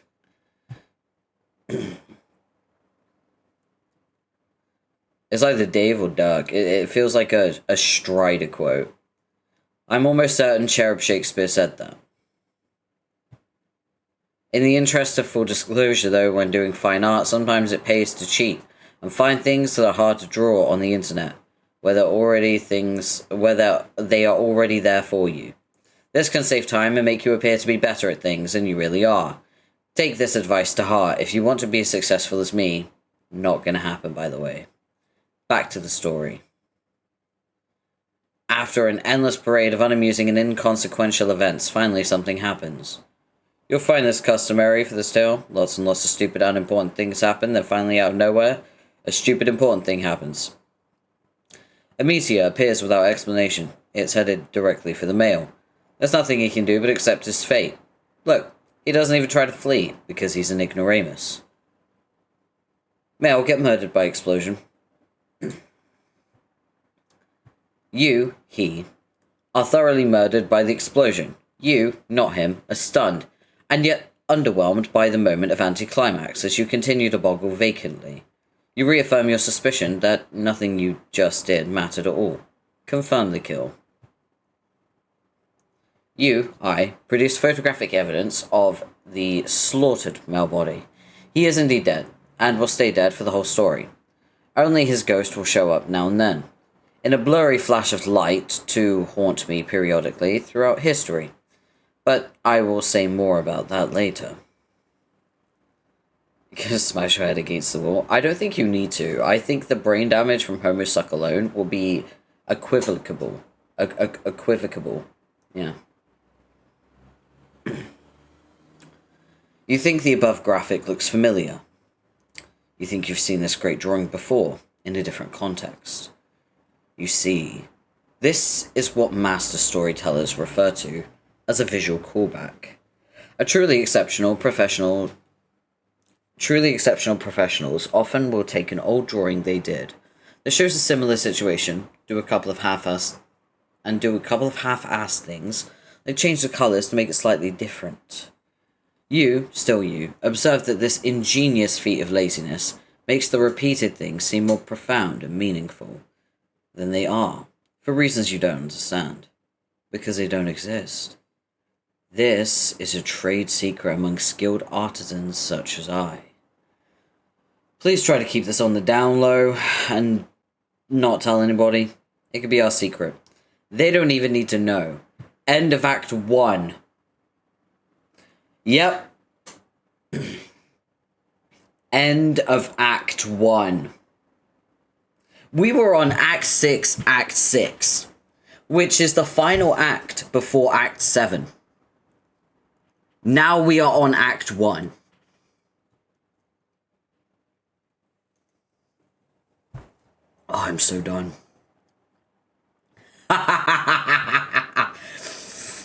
You really thought... Here's the thing. There are over 8,000 pages in Homestuck, and we are only on page 6,265. Did you really think, for a second, that in Act 6, the final act before Act 7, that there wouldn't be some bullshit in between? That's 2,000 pages. 2,000 pages is the entirety of Act 5. You think that's just one act? Nah, there's some bullshit happening. Here we go, the end of Act 1. This concludes the first thing of the story, which is called an act. There are a lot of these, and they only get longer, and then they begin to split into acts and acts. Trust me, the structure rapidly deteriorates into utter nonsense. Or at least it would if it had not already begun. As such, a reeking pile of shit out of the box. But please do not worry, I will be there to guide you through every mind-numbing twist and turn, while prodding the material with my keen wit, and satiricize? I don't know. The hell out of everything, to hold the responsible parties fully accountable for these crimes, while maximally validating my angriness about it. Maybe you thought you were going to see some other stuff, like what happens to all these idiots next. The answer is obviously, who cares? This is going to be so much better. Either way, you have no choice. I'm in total charge here. I believe at this point, another one of my villainous, full-throated laughs will be in order. Villainous laughter happen. Oh, he hit caps. What was that? Hold on. BRB. I mean, BRB.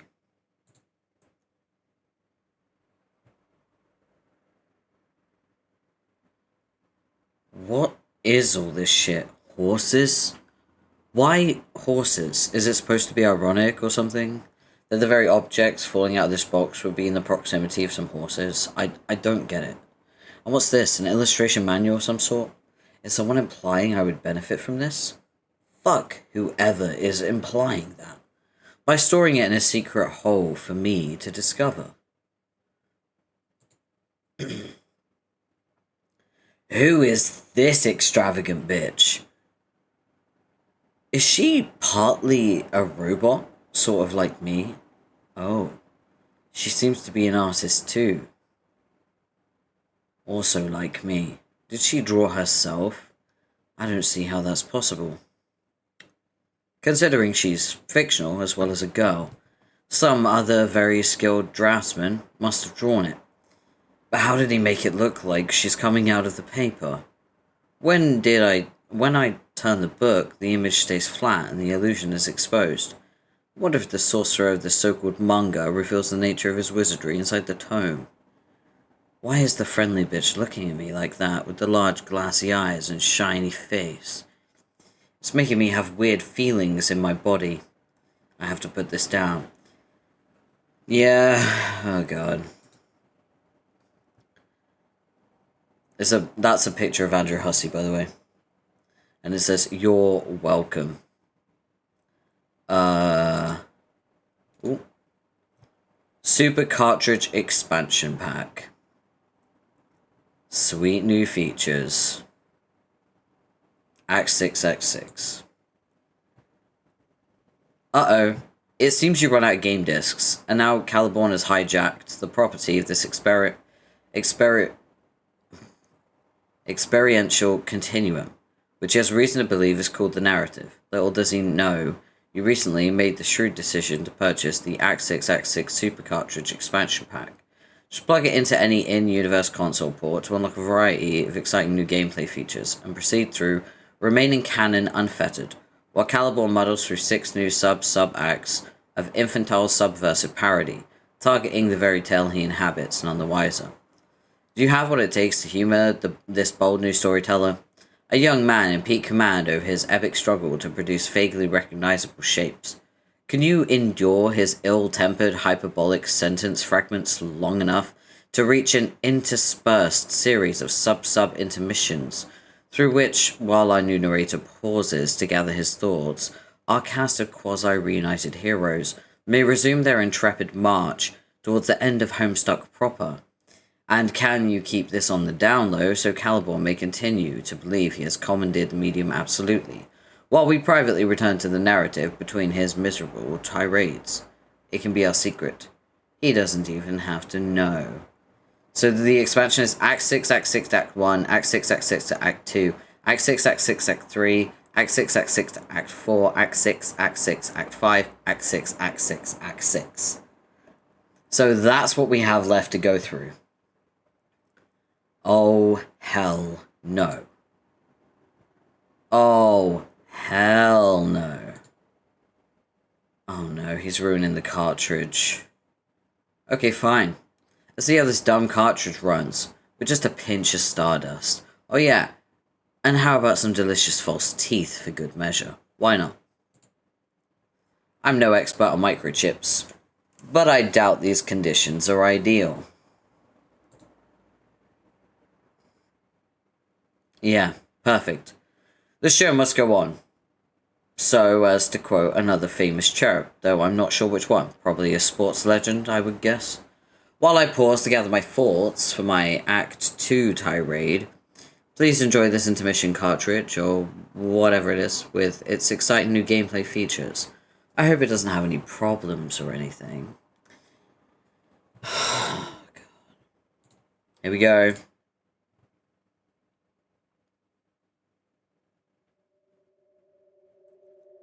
The 4 planets are here, let's go.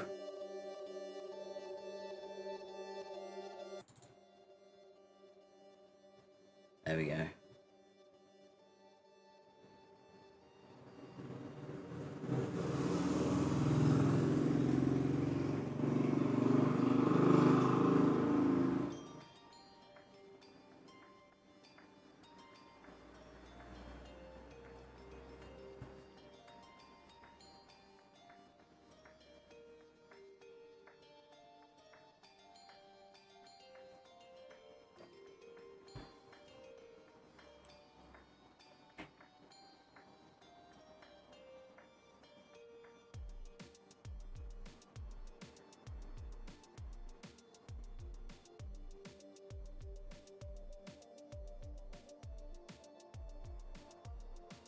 That's Earth. That's Dirk and Roxy's Earth. And Jade is forcing the meteor onto Earth.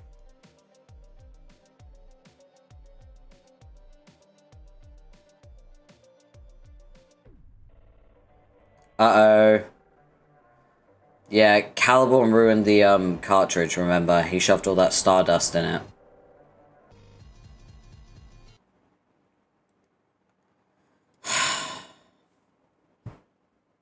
You need to like take the cartridge out, blow in it, and put it back in. The cool flash animation is unexpectedly cut short due to a critical stardust clog. What a shame. There's exciting new gameplay features. We're looking real slick too. I think it was pretty neat how the panels were sliding around like that. Oh well. You probably didn't miss all that much. Nevertheless, on a hunch, you navigate once again to your trusty Bandcamp page and check the link for the song in question. Your fears are confirmed. It seems you missed 4 solid minutes of footage. You wonder if you'll ever find out what happened. You decide to click on some planets above to try to make sense of the situation. Okay, so this is Dave's planet. Let's go. Hey. Why? Well, this isn't too dumb a question, but you have an idea how we got here? Got where? Lohack. What's Lohack? Small planet. You know, with the lava and shit, remember? Has them crocodiles in the stock market. At least it used to have one. Don't know if they locked it down since that time. I literally ransacked the entire economy. You say so. I have more important things to worry about, like trying to remember how I got here. Where are you? I'm on the planet with the volcano. That was Jade's planet, right? Lofaf? I don't know. I have no idea what the acronyms for your planets are. It's been 3 years since I last saw them. And even then, I was barely paying attention to what they were called because I was busy trolling you. Land of Frost and Frogs. Are you sure? I don't see any frogs. But I don't see any frost. Yeah, it melted. What about the frogs? Did they melt too? No, I mean, I doubt it. Probably just can't see any right now. Can you hear the ribbits? Motherfucker, did you just ask me if I can hear any ribbits? Yeah. This isn't a joke around pal time, Dave. We all seem to be suffering from some form of amnesia. Don't you think we should try to get to the bottom of that? Probably. How long have you and Kanaya been on Lofaf? How do you know I'm here with Kanaya? Talking to her right now. Oh. Are you with anyone on Loham? Lohak. Whatever. Yeah, I'm with the mayor. You're with the mayor? Yeah. Nobody else? Yeah. Why are you with the mayor? I don't know. Just him. Not that I'm complaining one bit. The mayor, as always, rules categorically. FYI, I just high-fived him for like the third time in a row in my recent recollection. Lucky son of a bitch. So it's the last thing you actually remember. I remember Jade. Right? Me too. She was like a fucking werewolf or something. Yeah, that was pretty freaky. Wait, then she zapped us to that Stonehenge place. Oh yeah, and John was there. Yeah. We all landed in some grass like a pile of fuck-ups. And then... Damn. Then what happened? I don't know. What the hell happened to John? Let's go to Jade's planet.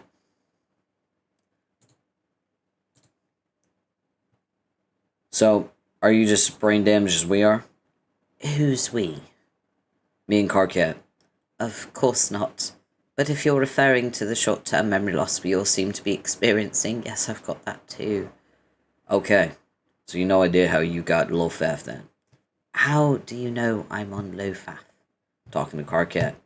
Didn't think Carcat could remember the acronym. I didn't think Carcat could remember the acronyms for your planets. Oh, blah blah.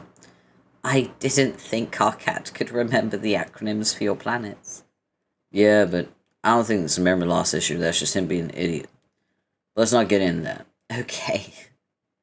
Where's Rose? She's apparently on Lola. Ah. What about Terezi? She's with Rose. They remember what happened? No. But it seems they've both surmised missing events since we arrived. What? How?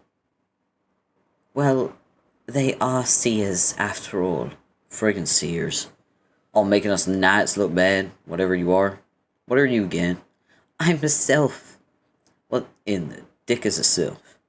I'm on record as once having facetiously likened it to a magical witch. But witches are already magical, aren't they? Like by definition. Oh wait, that's a joke, I guess. Goddamn. This missing time shit's making me feel dumb as hell. If it's any reassurance, you seem like the same old Dave to me.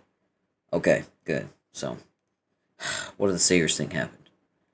I don't know. Rose was trying to tell me, but she ceased being incomprehensible. Oh god, she's still drunk? No, it's just that her words suddenly became... Why don't you talk to her and see for yourself? Okay, wow, you're right. What the fuck? Man, I can't even describe it. It's not just that her text is unreadable gibberish, I mean, it is, but it's more than that. It's existentially inscrutable somehow. I know, right? I think we may have a problem here.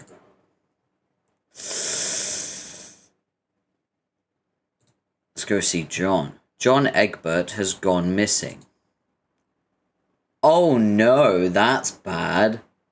Let's go to Lola.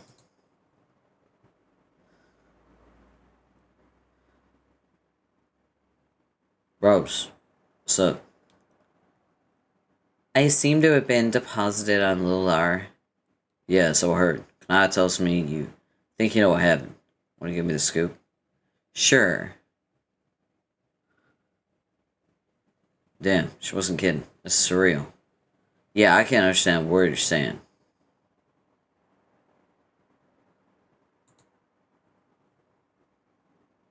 Can't click on any of the alpha kids, so, I think it's time to move on. The thing zooms into the circle representing dust, and suddenly a character select screen explodes into action. Yet again, you find yourself overwhelmed by feelings of narrative empowerment as you agonize over which of these two lawless ladies you'll hitch your wagon to as you blaze a new trail through the treacherous frontiers of interactive fiction. Oh crud, you say, more special Stardust glitches. You just click them both in whatever order you feel like and hope for the best. Let's do this. Oh no.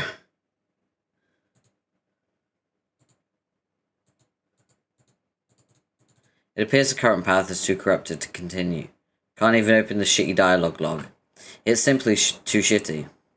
Perhaps this part of the story will clear up a little later, and you'll be able to resume this arc. Until then, no dice.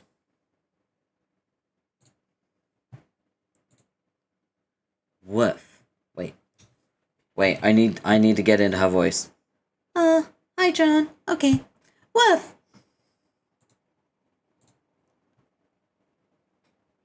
Yo, did you just woof? Yes, I just woofed. I see. But you can also talk in person language, it would seem. Yes, I can talk in person language. So why don't you say person things instead of woofs? Oh, don't worry. I'll say lots of person things to you. For you see, Roxy, we have many person things to discuss. LMAO. Oh boy. Excuse me, but did you just laugh your ass off at me under your breath? Yeah, maybe. I fail to see what's so amusing. You do? Seriously? Okay, I guess the situation is a little funny. Because of this absurd folder, and the fact that I woofed at you probably didn't help either. But I'm not here to share a good laugh of the old lady's sense of design, or her penchant for scrapbooking. I'm here to make sure you do as you're told. Ugh. Now take the file and review your assignment. I already looked at it. It's dumb and impossible, and I ain't cooperating with her regardless. Yes, you will. Ugh. Can we change the subject? No. Aren't you Jake's grandma? That's what he told me when we were pen pals. But I think it's more accurate to say I'm his alternative universe biological daughter. Oh. That clears that up then. Yeah, it does. Now take the 10 folder. So. Alt Granny Daughter English. Why are you part dog and evil looking? Do not call me that. What? My surname is Harley, not English. But you may refer to me as Jade or Ma'am if you're feeling especially nervous and deferential. Which, as it turns out, is the way you should be feeling about me always. LOL. LOL what? Jade, I am in no way buying that you're normally this pompous and tyrannical. This shtick really doesn't suit you. It's so obvious. Why you doing the batter hag's tacky bidding anyway? She got you under an extraterrestrial... Oh, lost my tracking. Nope, it's back. She got you under an extraterrestrial fish spell, or... Silence. Ugh. Open the file. Ugh. Open it. Fine, Okay, I opened it. Hey look, it's the same shit as before. It's supposed to make this weird knobbly spike ball appear out of nothing. Yes. Okay, got it. Let me give it a shot then. Well, still impossible. What now, ma'am? It is not impossible. Is to... You are the rogue of Void. Don't you know what that means? I don't know, it means I could turn invisible and stuff like the blonde in that crappy superhero quartet. It means a lot more than that. Your true powers are more impressive than those of anyone else in your crappy quartet. In fact, I would say they're almost as cool as mine. Not sure the ability to make weird spike balls out of nothing is all that cool, TBH. Not just spike balls. Imagine that your title is roughly synonymous with one who steals nothing. What do you think it means to be able to steal nothing? It means I'm like a shitty cat burglar who sucks at her job. Wrong. It means just the opposite. It means you can steal the essence of nothingness from something. You can rob nothingness from an idea if you put your mind to it, effectively allowing you to conjure virtually anything out of thin air. Oh my god. You can't be serious. That is way too much superpower for a dork like me to have. We love self-aware queens. Oh no, please don't growl at me, Dog Jade. It's legit frightening. I'm sorry, but your remarks of self-deprecation made me very angry. Once, I was even more of a dork than you, but now I'm one of the most powerful beings who has ever existed. I don't want to hear any whining about what you think you can't do. You are hereby under strict orders from myself and her condescension to clam up and conjure that orb. Do you understand? So I'm just supposed to sit here and think about this ugly ball and twiddle my fingers or something? You tell me. Space is my racket, not Void.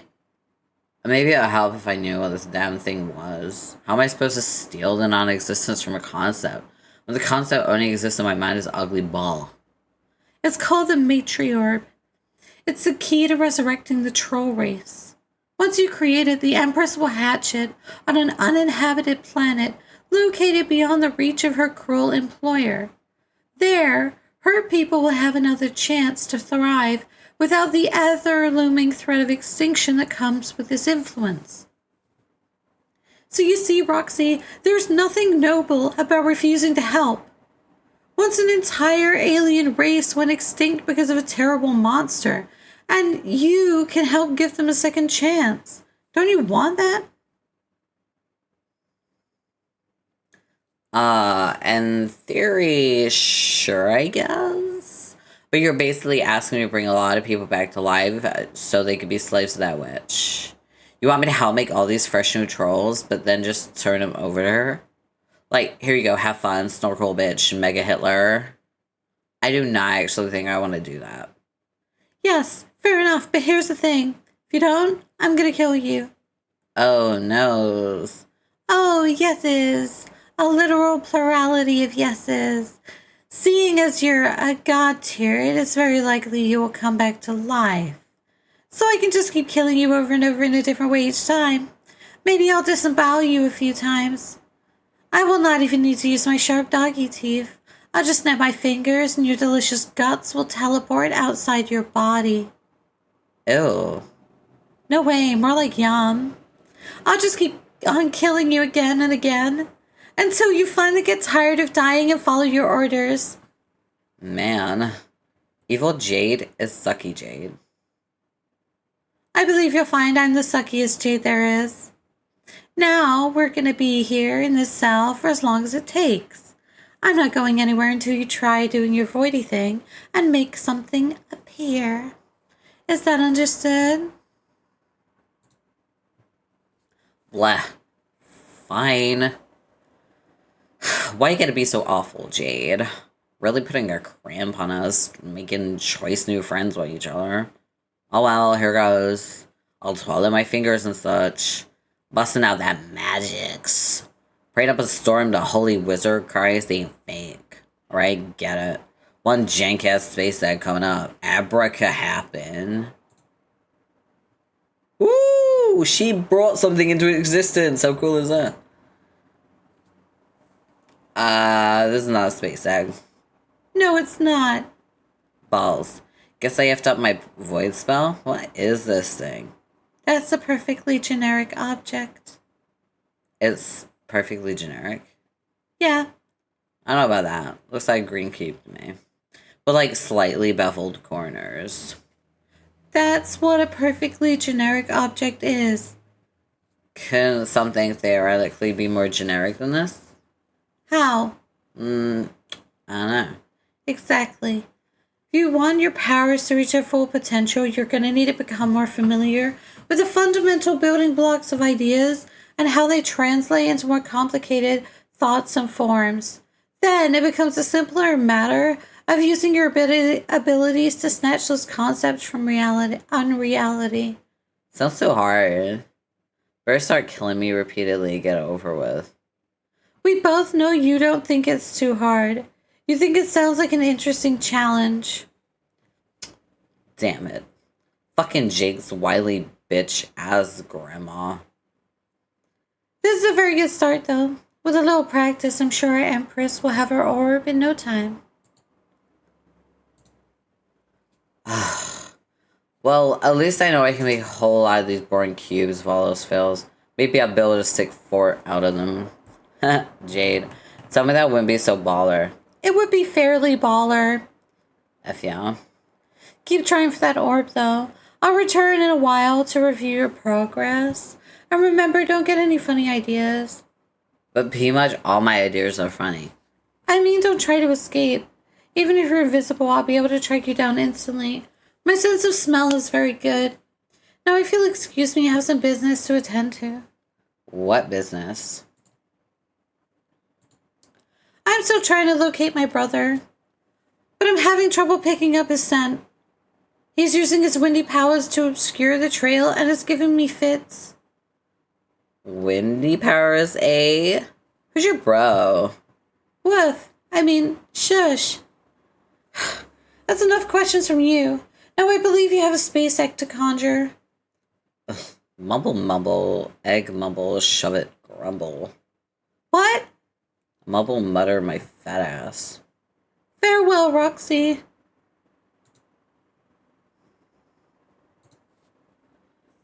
Ooh. Return to the character select screen upon having completed one of the above arcs. Oh yeah, that's right. You forgot you even came across this select screen. Some of these choosable paths start getting a little long, you think. Per the drill, you double check to make sure you've clicked on them all before proceeding. On the other hand, if this is your first time seeing this page, then welcome to the page. Welcome to the page 8,199 character select screen. It's like a triple scoop of ice cream piled generously atop your waffle cone of free will, making you a truly happy camper. You begin to wonder why this paragraph didn't come first, kind of burying the lead here, to quote your private observation verbatim. This is page 8,200. Huh? What? Alright, well, I guess we're going to low hack.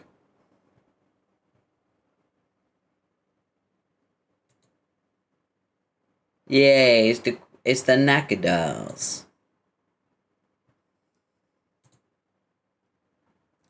So weird being back here. Can't believe how long ago it feels since I lived in this place. It's been way too long wallowing in our own filth and that gnarly meteor, that's for sure. This doesn't even seem like my room anymore. It's like trespassing or something, like I'm horning on somebody else's life. A life lived most sweetly, though, I will admit. Huh, fucking toilet's still here. I remember when Jade put that there. It's perhaps like my favorite memory. I wish Jade wasn't crazy. It just makes me remember how much I miss not crazy Jade. Or less crazy Jade. Wait, didn't Cardcat once say Teresa ripped a troll toilet out of his house? What is it with girls and their universally constant tendency to rip out plumbing fixtures? Did I just accidentally crack another cosmic riddle? Or I gotta text him and get confirmation on this ASAP. Actually, nah.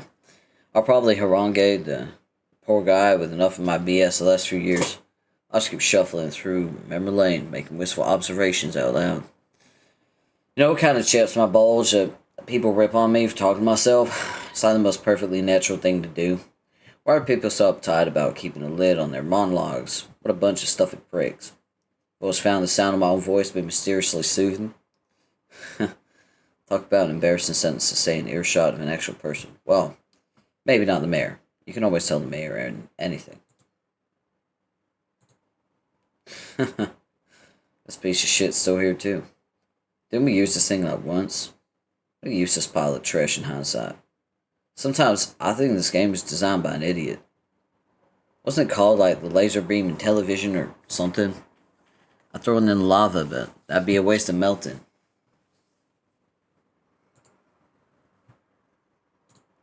Oh yeah, I almost forgot about my old beats from the past. I wonder if they're as ill as I remember. Okay, I just pushed some buttons and verified they remain as ill as the day they were dropped. I'll have to send him the car cat. He's always been an enthusiastic patron of my exceptional science. I mean, sure, he says it sucks, and maybe he even believes that on some pathetic sub-intellectual plane of consciousness which gross Philistines operate in their whole lives. But whenever he gets a load of my hype, I see him there, tapping his foot, ever so slightly. I see him. Wow, Dave, you're talking a lot about Car Cat. What's this about, huh? Huh? You're talking a lot about Car Cat. You wanna show Car Cat all your songs? You notice little behaviors about him? You even notice him tapping his foot? I think Dave has a crush. I think Dave has a ittle whittle crush. And it's not on Teresi. And it's not on Kenyanya. And it's not on Gamzee. And it's not on the mayor. I think Dave has a crush.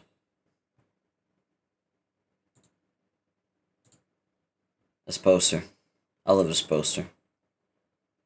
David Elizabeth Strider, I know what you are.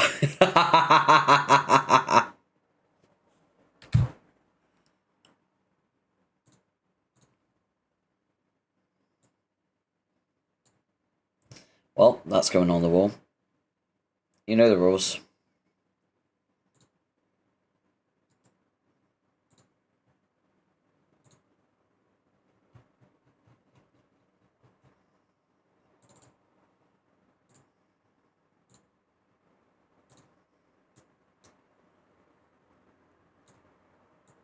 You've made it once again.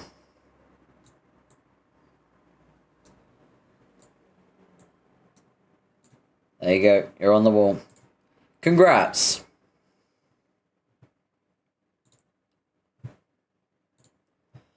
This poster. I love this poster. It's like an old friend. Never even knew who these guys were, what their deal was. Never gave it much thought, I guess. Doubt I'll ever find out at this point. Oh well. Some things I guess were never meant to be figured out, or benefit from any kind of elaboration. Not even years later. Just the way it is sometimes. Like I've said before, this poster is hell of a mystery. That I never even thought was a mystery. And it'd be pretty cool if someone solved it. But damn it, that's ever gonna happen. So that's a shame. Oh hell, my old Dead Things collection. A stupid blast from the past. I seriously cannot remember if I was sincere with this shit. It's probably trying to flex my underdeveloped irony muscles. Like the shrimpiest kid at the hipster gym. Why does my childhood room have to be such a predictable museum of embarrassments? I know. Some of these things are kind of cool, actually. Like from a standpoint of objective reevaluation afforded by the sobering maturity that comes with being literally 100% grown up now. Dead things are actually pretty rad. I feel like if I was legitimately into all these things, all this, then more should have come with the interest. Like, there could have been, like, entire conversations about it that never even took place. Hey, Rose, you never guess what I'm excited about and have loads of dialogue to spill over. What's that, Dave? Ancient mollusks. Said Rose. How many bananas you think this paw clutched back when it was alive and attached to a monkey? Dave, I really must say this conversation blows. Yeah, sorry. Maybe I could have really developed this interest. Maybe I could have been something as cool as a result. Like, what even profession is this? Dead shit ogler? No, wait. Probably a paleontologist or something. I could have been a paleontologist instead of what I became, which was some pajama back and fuckface from a Renaissance fair. That would have been dopeness. Dave is autistic and you can't convince me otherwise. That fucker wants to be a paleontologist. Motherfucker said, I like dinosaurs and dead things. Yeah.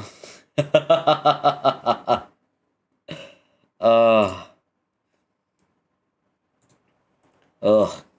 Yeah, I'm running selfish. Oh god. Now this is some irredeemably mortifying shit right here. What was I thinking? I don't know, man. I just don't know. This is what seasoned veterans call bad irony. Look at this guy. What a fucking novice. Oh, who am I kidding? I can't stay mad at that face. Okay, this one's pretty funny, actually. That's a good one. A classic.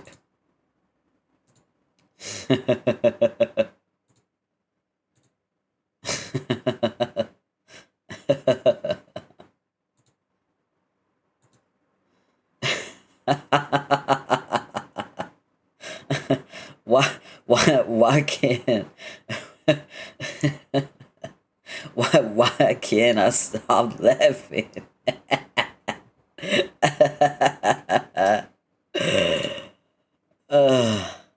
You win. You win, young Dave. Yourself is a comedy gold. Hi, Dave. What's so funny? Well, John. What were you looking at there? Hey, are you crying? What? No. I'm just laughing too hard at some dumb. No, it is. Yeah. Can I see? Nah, it's nothing. Where the fuck have you been? You remember what happened since we got here? Yeah. Well, you gonna fill me in or keep me floating here in the most uninformative way possible? Oh. Dave, I have to go. What? Why? I can't hang around in one place for too long. Let's catch up later, okay? John, wait. See, buddy.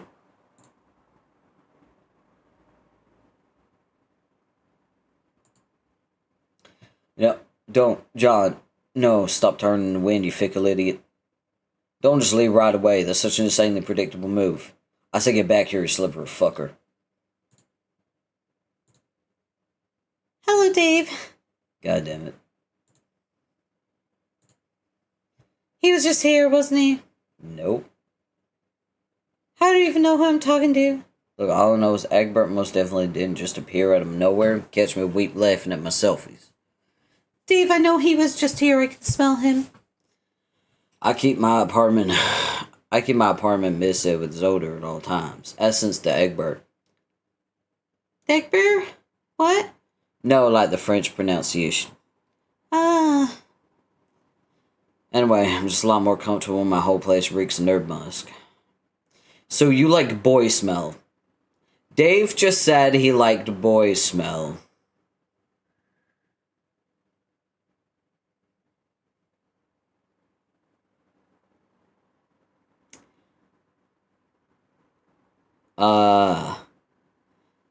Okay.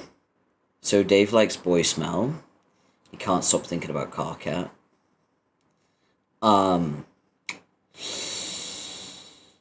Based on his track record of talking about dicks all the time and having weird homoerotic conversations with random guys on the internet, such as Tavros is a good example. He likes boys.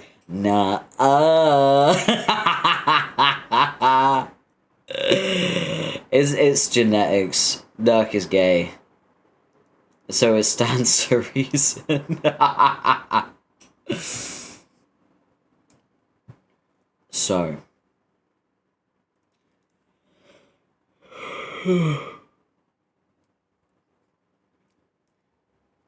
So that explains that. You can't fool me, Dave. I'll track him down sooner or later. In any case, it doesn't matter. I came here to see you, not him. You did? Come with me. Where? Out here. We have some work to do. Ooh, what work? You're gonna need to upgrade your weapon. What? You mean the Derringer? Yeah. I thought it was like the best possible sword. Or at least the best possible broken sword. That may very well be the case, but it will be useless against Lord English. Wouldn't you prefer a weapon that's capable of inflicting damage against him? Not really. Of course you would. This isn't even up for discussion. Now give me the Derringer. We've all been traveling for 3 long years. What better way to celebrate our reunion than with a little alchemy? Lots of ways. We'd have a Jade Goes Bait normal part starring normal Jade. Har har. Give me the sword. Okay, here. How to make it so we can damage him. It needs a special ingredient, something which represents his only known weakness, but hasn't been properly weaponized. And you know what that is. I do. How? I get all my intelligence on such matters from the old lady. She's had centuries to hatch a plan to settle her score. Over time, she's uncovered many secrets about him. I don't understand how this is working. Is she popping all those secrets in your brain? Along with the evil? That's not relevant. Fair enough. I guess technically almost nothing is relevant to the dude you're barking orders to. Literal barking, cause a dogginess. Bark, bark, bark. Yeah, exactly like that. Thank you for participating in the joke. Now, what is this special ingredient? Where do we get it? I already have it right here. Oh yeah? In fact, I've had it for about as long as I can remember. It was right under my doggy snout all along. Remember this? Nope. Dave, are you lying to me? No. Never seen it before. But I found it on your planet. Must have gotten here somehow. I didn't take your lazy egg. Lousy egg. Not an egg. Yeah, well, these plants are crawling brainless lizards. Maybe one of them thought it was an egg. Brought it here because it's warm. Try to hatch it. You really have a one-track mind when it comes to certain things. What things? What are you talking about? Dave's sprite was like that too. I just figured it was because he was part bird. But no, here you are, going on about bird things too, just like him. Come on, don't compare me to him. Just because I think it's an egg-looking thing don't mean I think like a bird. Mm-hmm. And just because I have these pointy ears doesn't mean I wouldn't kill for some sausages right now. Do you actually want sausages? Maybe. Okay, well, sausages notwithstanding. This is bullshit. Tell me how that thing doesn't look like an egg to you. How is it not so obviously such an egg? It's a cue ball, Dave. I see. So if I'm following, then what you're trying to tell me is Lord English has some sort of severe egg allergy that we're hoping to exploit. Sigh. I see it's still impossible to have a serious conversation with you, whether you're a sassy bird or not. I thought regular Dave might have matured a little over 3 years, but I guess I was wrong. Can we just make the egg sword already?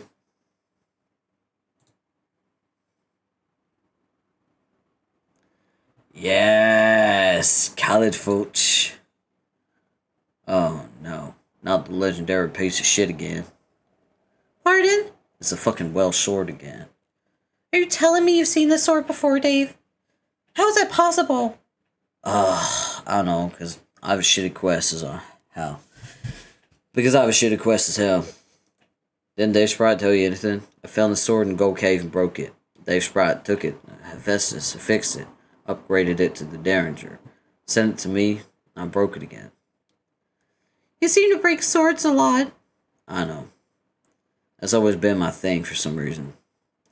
Now, I guess it turns out my ultimate sword is really just a repaired downgrade of my previously ultimate sword mixed with a cue ball.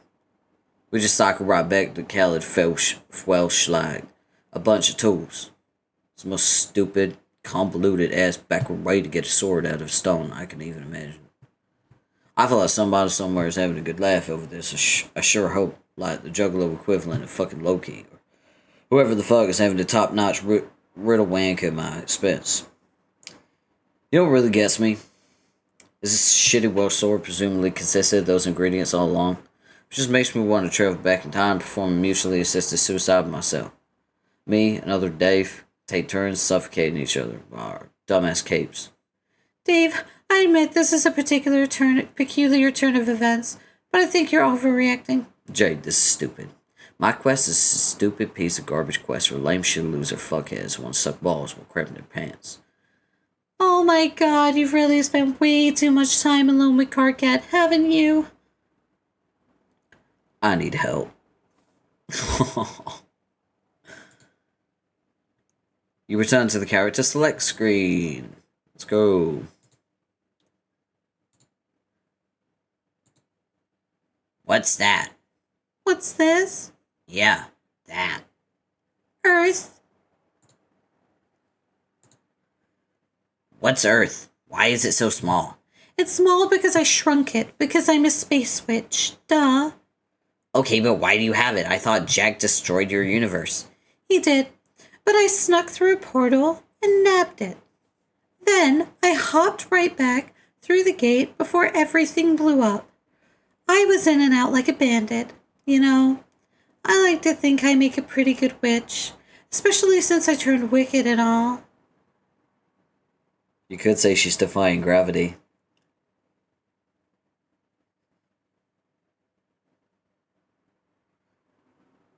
Eh?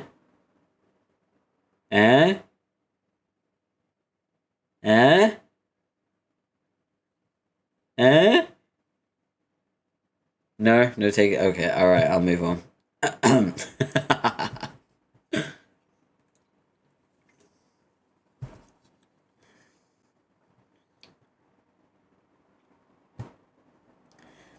But maybe I would have made an even better thief. No, don't throw tomato at me. What do you think, Jane? Do you think I missed my true calling?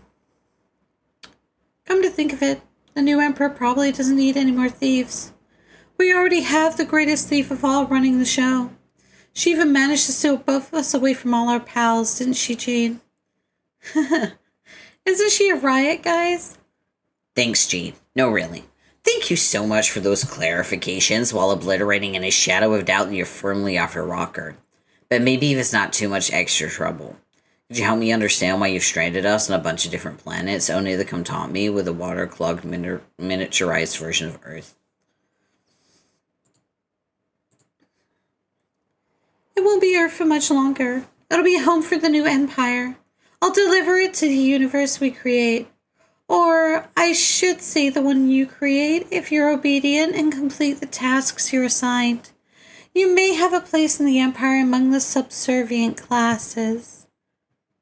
Brr. Did you feel that too, Kanaya? A chill just ran down my torso pillar due to all the pure evil that brainwashed Jade is saying. I'm fucking petrified. Somebody help me change my smelly pants. Listen, Jade, and other random evil girl you listen to.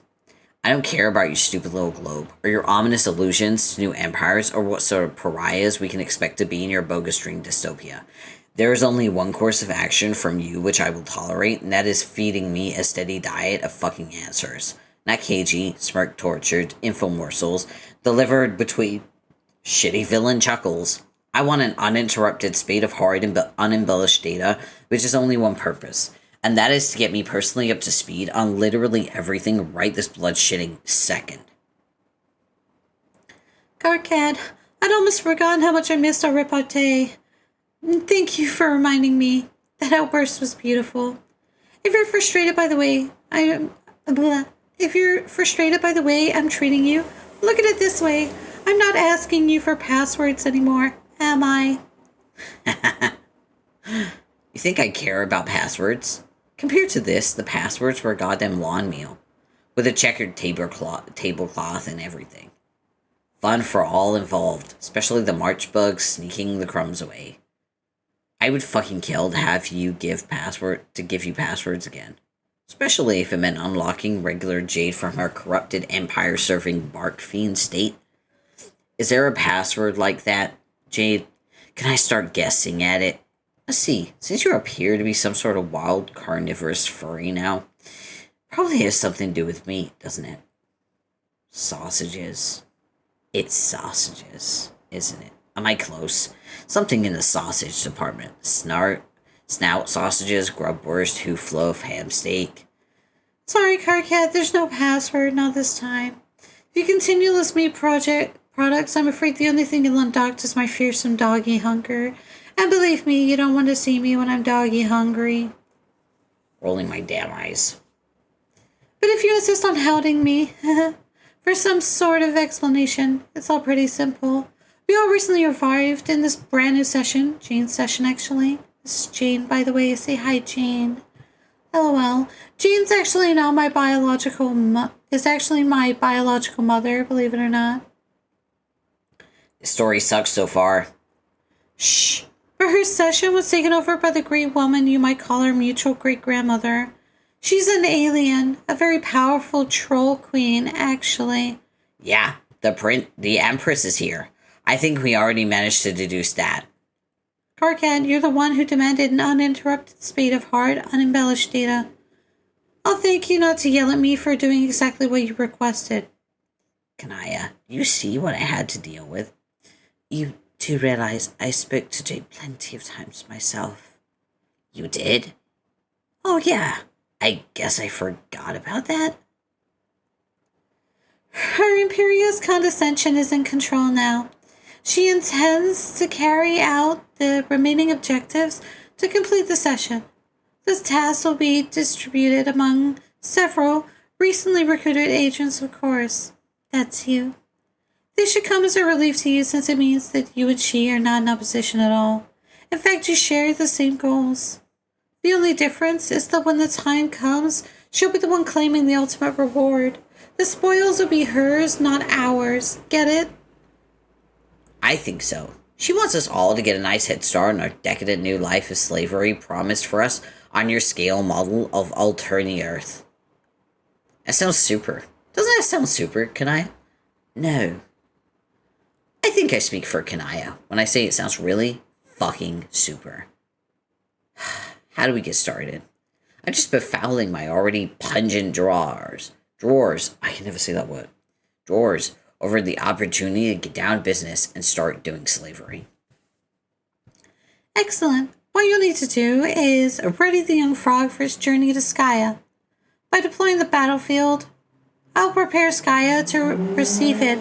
By deploying the battlefield from our old session, this will bring fertility to the void session and allow the frog to mature when he completes his journey. So, you want us to make another frog? No, I already made one actually, don't you remember? Really, your job is so easy. There's no more frog breeding involved at all. When the time is right, you just have to release the one that's already there. Draws. Yeah, but the problem is, Coco, the American accent is different from the British ones. Well, I say draws. You'll say draws. You see what I mean? Like, it's different. So, it's harder for me to do in Carcat's accent because it's an American accent. That's why, because I say draws. I would say it like D-R-O-O-R-S. Draws. Whereas you say it like draws. Draws. D-R-A-A-H-S is how you would pronounce it. So, it's not a skill issue, it's an accent. If you think it's a skill issue, do a British accent right now. Send it in VC. I fucking dare you. Bet you can't. Do a British accent. Go on. Send a voice note of you doing a British accent. You're so good at it. I'll tell you what, for every American accent I do in Homestuck, you have to do a different British accent. How about that? And then we'll talk about skill issue. Fucking tree.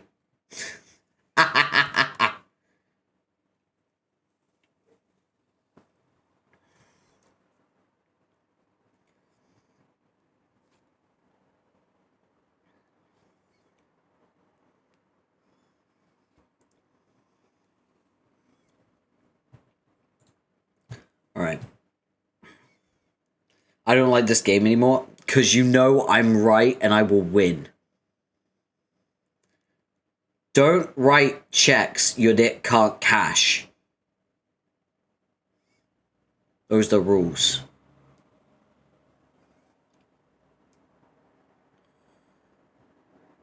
Right, where were we?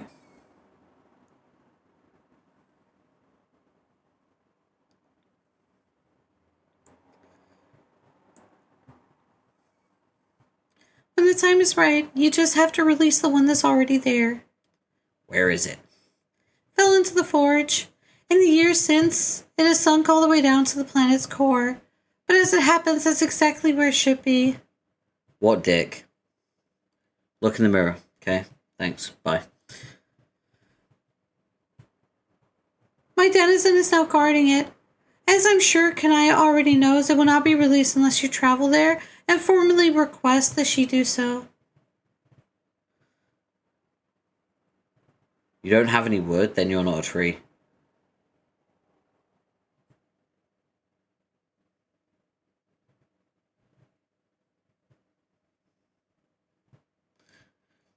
I mean, here's the thing. If you don't have wood, but you're still a tree, then that means you're not actually a tree, you're just pretending to be. And you're actually a dog person, because all you've got is bark. Badumts.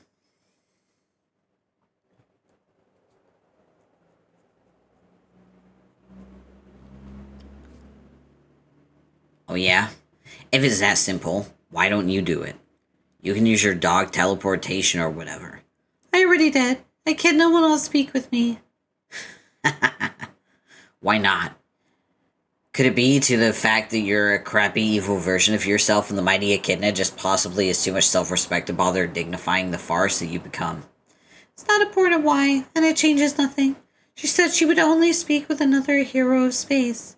That would be Kanaya. She also cryptically requested the presence of the knight who once helped her with breeding duties. Carcat, I gather that would be you.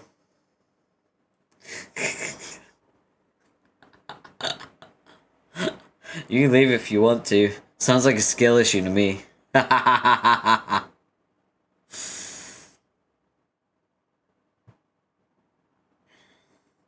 Me?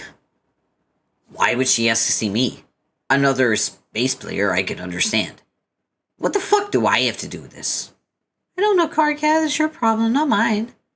Maybe you should try feeling grateful she asked for you. Grateful? You're getting the chance to set right what went so horribly wrong. To atone for your hasty first attempt at frog breeding, which resulted in a terminal universe. If I were you, I'd feel pretty relieved to get a second chance. But that's just me. Wow. Wow. Kanaya, it's official. Jade has turned into some sort of gross nightmare bitch. As beleaguered and long-suffering leader, albeit still leader of our party, I motion we don't do anything she says, or anything to help the Empress, even if it overlaps with our own interests. And stop listening to Where Harley until she snaps out of her brutal idiot coma. I second your motion. The motion passes with overwhelming majority of votes among people in the immediate vicinity who aren't horrible. I'd be careful about the slurs you bandy about, particularly those targeting my canine qualities, which I'm sensitive about and therefore find to be really mean.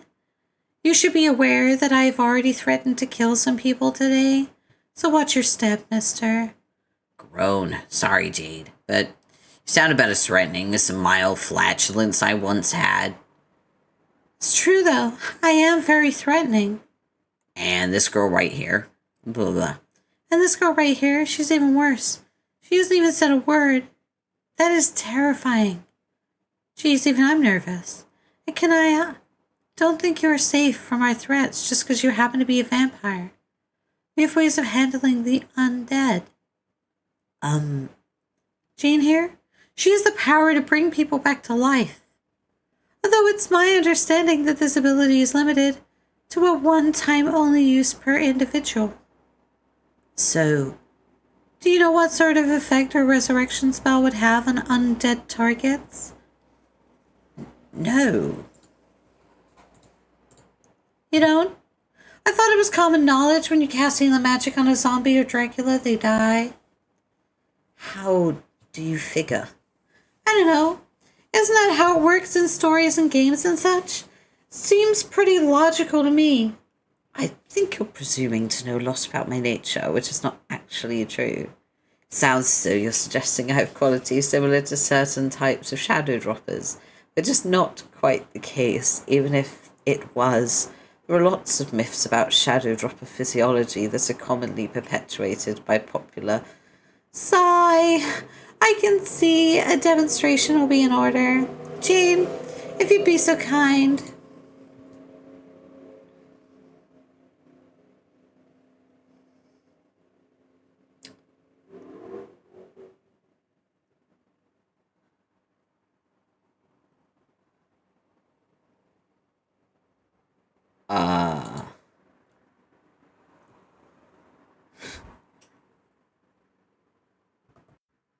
Submit.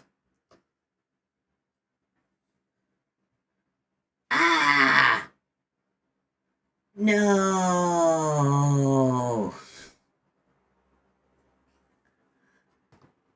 I forgot to change my mic back.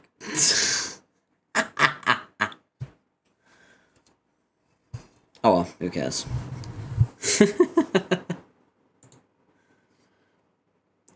Yeah, so Carcat's dead. Hooray. He no longer has to live through this annoying fucking comic anymore. John, deep breath.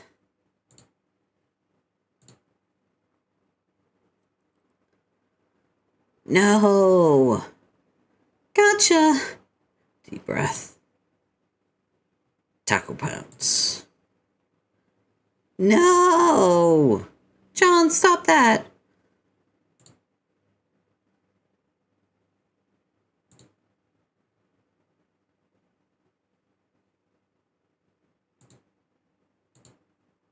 Whew.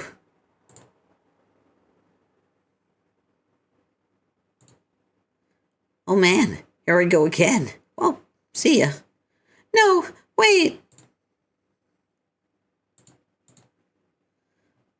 Egbert! I'm so mad. Grr, grr. Ow.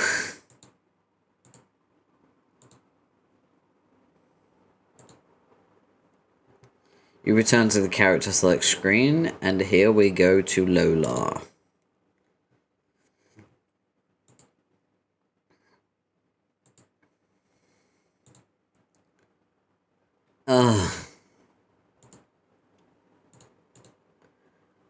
Why does Lola have to be so bright? Ugh. Why do my eyes have to work so well? I take it you're still detoxing from your overdose of appalling harlequin nectar. Hey, please, no talking. Between the phago shock and sensory overload, I cannot even deal. And do you need to turn with the pillow? Shh. I thought I got used to seeing again.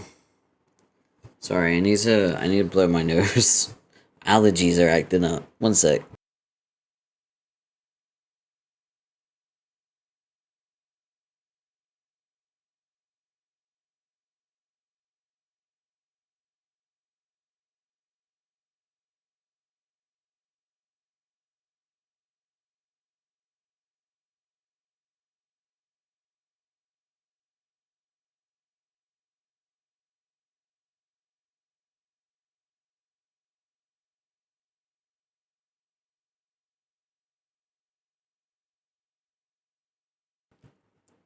I think I blew my nose too hard. I'm seeing stars. Oh man, I can't wait for like winter to roll back around and I don't have to deal with my allergies all the time. That'd be nice. That'd be really nice.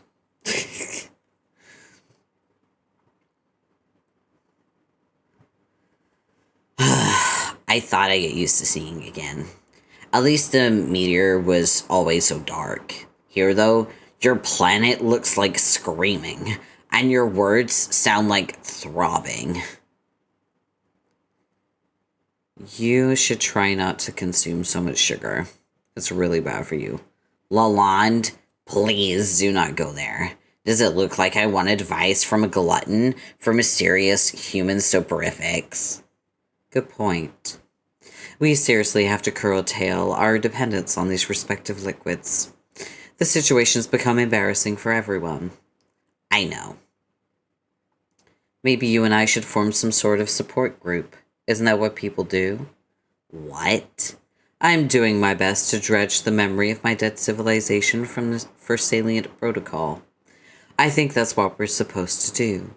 Once, when humanity was still a thing, those like us with similar problems would band together, smoke cigarettes, and psychologically dismantle each other, but like in a positive way. That sounds horrible. It surely will be. Do you have any cigarettes? I suppose we could use some sticks of your chalk in a pinch. These turtles probably won't know the difference. Can you maybe not be saying so many jokes? It's making it hard to concentrate on my suffering here. Well, we have to do something. I suppose I'm supposed to be guiding our team to a fortuitous outcome with my fancy light powers. How am I supposed to lead and inspire from under a velvet pillow? Also, my girlfriend thinks I'm an idiot, so there's that. Maybe they don't actually need us. Sure they do. I foresaw that they would, magically. Not unlike a majestic wizardress. I think, at least I'm pretty sure I did at one point before getting repeatedly plastered. Okay, maybe they need you, seeing as you actually have useful powers. I doubt anyone needs me. Don't you remember what I said when we first met? I said your abilities would probably come in handy, didn't I? Probably. Yeah, maybe. I don't even know how to use those powers fully. And whenever I try, I just do something I regret. I don't know if I could bring myself to use them again. You just need to dig deep down and believe in yourself. Why don't you give it a shot? I'm sure when the time comes, accessing your full potential will involve tapping into just the right platitude. I don't know, I'm too hungover to give good searing advice. See, this is the problem. Hence the need for a not entirely ironic support group. Let's do it. I declare Rainbow Rumpus Rehab Town is now in session. Where the fuck is a gavel when you need one? Oh, no. That sounds so totally ironic. The last thing I need is another human using irony at me in an attempt to help. Stop trying to be pals with me all of a sudden is weirding me out.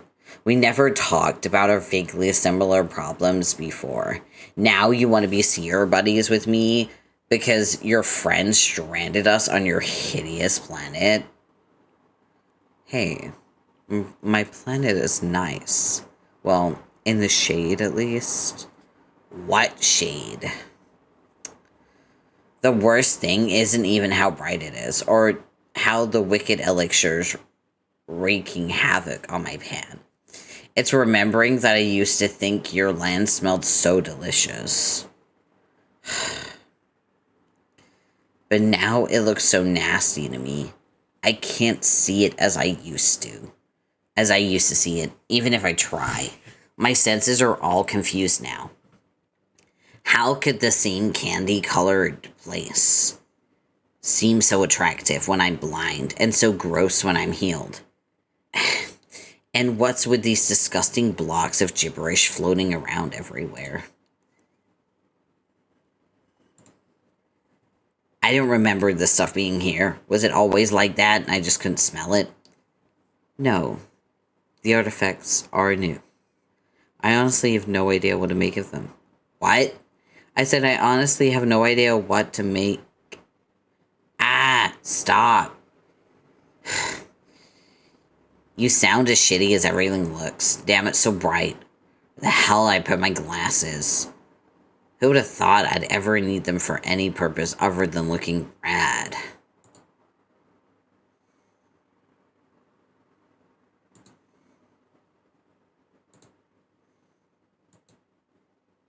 Uh-oh. It's the special Stardust.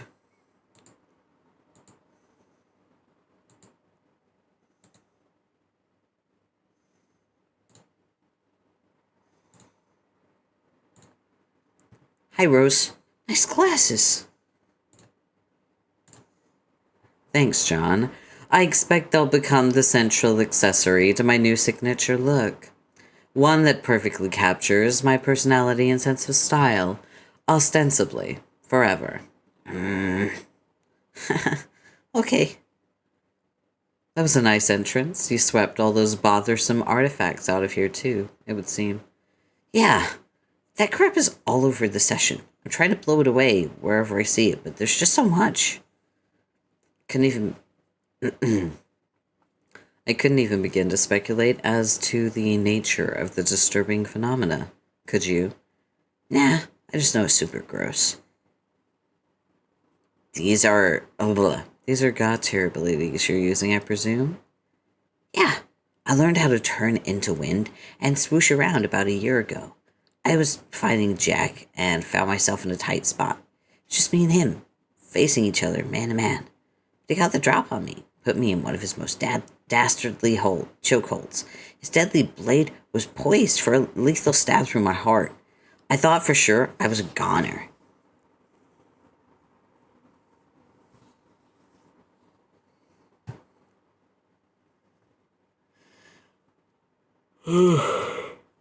I'm still yawning. What?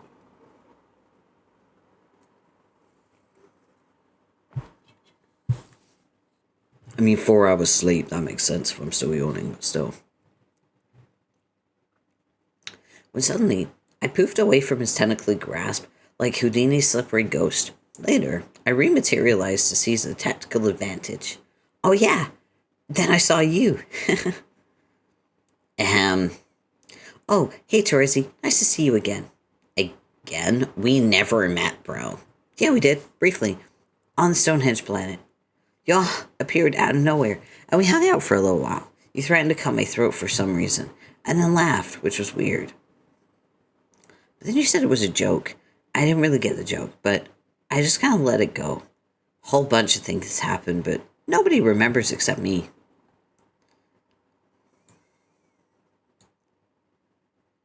So John knows everything now. Huh. Wow, he put his arm in that little house-looking thing, and I was jumping around the entire comic. Interesting. And he remembers everything. What? That's a good one. The throat-cutting joke passed me, said. So good. Did I also say something about smelling you die? Yeah. Yes. Been saving that one for a while. Good to know past me came through as usual. I trust my comedic timing was excellent. Man, you're such a weirdo. You're almost as crazy as... who? Let's not go there now. Go where? Nowhere. Suffice to say, I think you and a few other trolls are total nutjobs, no offense. I still can't believe you and Dave, actually, let's not go there, either. John, why do you think you're the only one who can remember the missing events? I don't know, but I think it might have to do with this new power I have. What power? It's not a god tier power, it's something else. Something I got when I stuck my hand in a magical thing. A magic thing? That's a long story. Involving pirates. Pirates? I said it's a long story. Anyway, when I put my hand in the thing, I became all blurry. Blurry? Yeah, and I kept randomly getting blurry and disappearing. And I think I'm sort of unstuck. in existence? You mean to tell me he's no longer Homestuck? He's unstuck. Like I'm not fully a part of reality anymore, bound by the rules governing it. Man, I'm doing a terrible job at explaining this. The bottom line is, now I just randomly disappear sometimes, and reappear somewhere else in time and space. But it's not really like normal time travel. At least, I don't think so. Regular time travel, the rules are pretty strict. Either paradox space already accounted for your time traveling and you were always supposed to do it all along, or you messed up, changed something you weren't supposed to. In which case, you just made a bad timeline and everyone dies or something, right? Home unstuck? Yeah, pretty much. Sure. But this isn't like that. I'm not sure how I know, but it feels like these jumps are totally outside all those rules. When I jump somewhere, like in the past, I think I can actually change stuff that isn't supposed to be changed, which makes me kind of nervous. Can you demonstrate this ability? Not really. I mean, not intentionally. I can't seem to control the jumps. Maybe that's for the best, though. If I could control it and try to use it to my advantage, I'd probably make a huge mess of things. Yes, you would. Even so, it'll be worth noting if you're able to refine the ability. Could you please keep me informed of any developments? Yeah. And while you're at it, maybe you could tell us exactly what happened just after we arrived. Well, we're all pretty confused at first. Y'all just appeared out of nowhere and started babbling about evil Jade. When you asked me what happened, but I didn't know anything because I just got there myself and I was all alone. Then it was cool. We're all walked around Land of Hills and Stonehenges or whatever it's called. Caught up a bit on the last 3 years. We were trying to figure out what to do, and I decided it'd be a good idea to try and meet up with all the new kids. But we had no idea where they were, and I still don't. Except I have since determined that my teen Nana is evil too. But she's more like an evil robot than a scary wolf girl. But I digress. So we were planning to make some scouting expeditions to the new planets to look for them. And everything was fine. That is until evil Jade showed up. She made you all disappear again, and then came after me. But I used my windy powers to evade her, which really pissed her off. So she beat the crap out of me, but then I randomly zapped away. I've been running from her ever since. Swishing the breeze around like crazy to throw her from my trail. She keeps finding me. She's so crafty. That's good. We need you out there if we're going to stand a chance of accomplishing anything. I agree with our prior conclusions. Finding the other players is imperative. Given the current state of the obsession, I would not be surprised. I would not be surprised if they're all prisoners as well. Do you think you can find them? Yeah, I could try. What should I do when I find them? That's a good question. First, I guess just tell them we're here. Alright. I don't know, we'll figure something out. If I see your mom... If I see your mom, is there anything you want me to tell her? My mom? Yeah, I mean your kid mom. Wow. Tell her I'm sorry for being such a shitty daughter. Wait, no, that wouldn't make any sense to her. This girl has no clue what a shitty daughter I was. I don't know, just tell her whatever you think I should say. Rose, these are some really piss-poor, heartfelt messages. I'm not exactly in top form here, John. And in any case, no one's ever accused me of being an awesome candidate for the Hallmark writing staff. Just promise you'll find her, okay? Okay, I'll find her. I promise. Thanks. Uh-oh. Looks like the jig is up.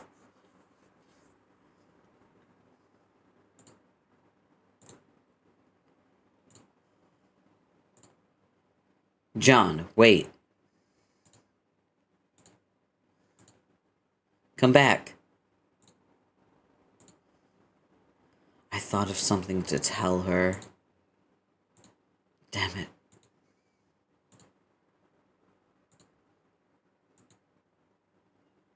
Where did my velvet pillow go?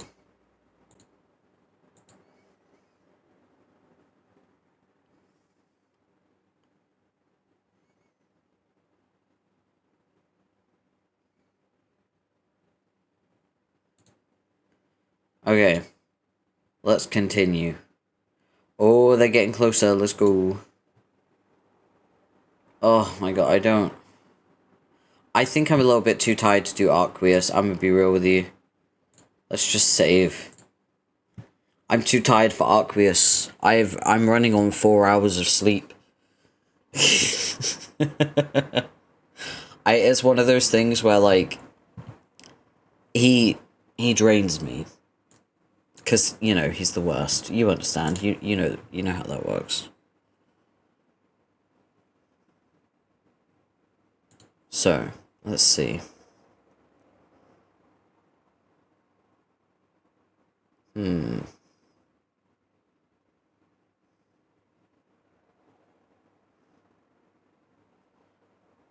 do we have?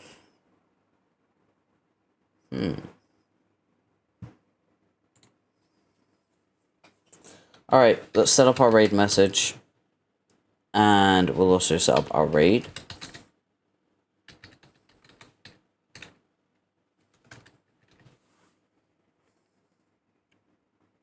We're gonna raid Bridgieburn. I'm just making sure I spelled the name right. Alright, as always, when raiding, copy and paste the raid message so that they know you came from my raid. And read their rules, be polite, be courteous, don't be a dick. Take care of yourselves, hydrate, have a snack, have a rest, and I'll see you in the next stream. Take care of yourselves, and bye-bye.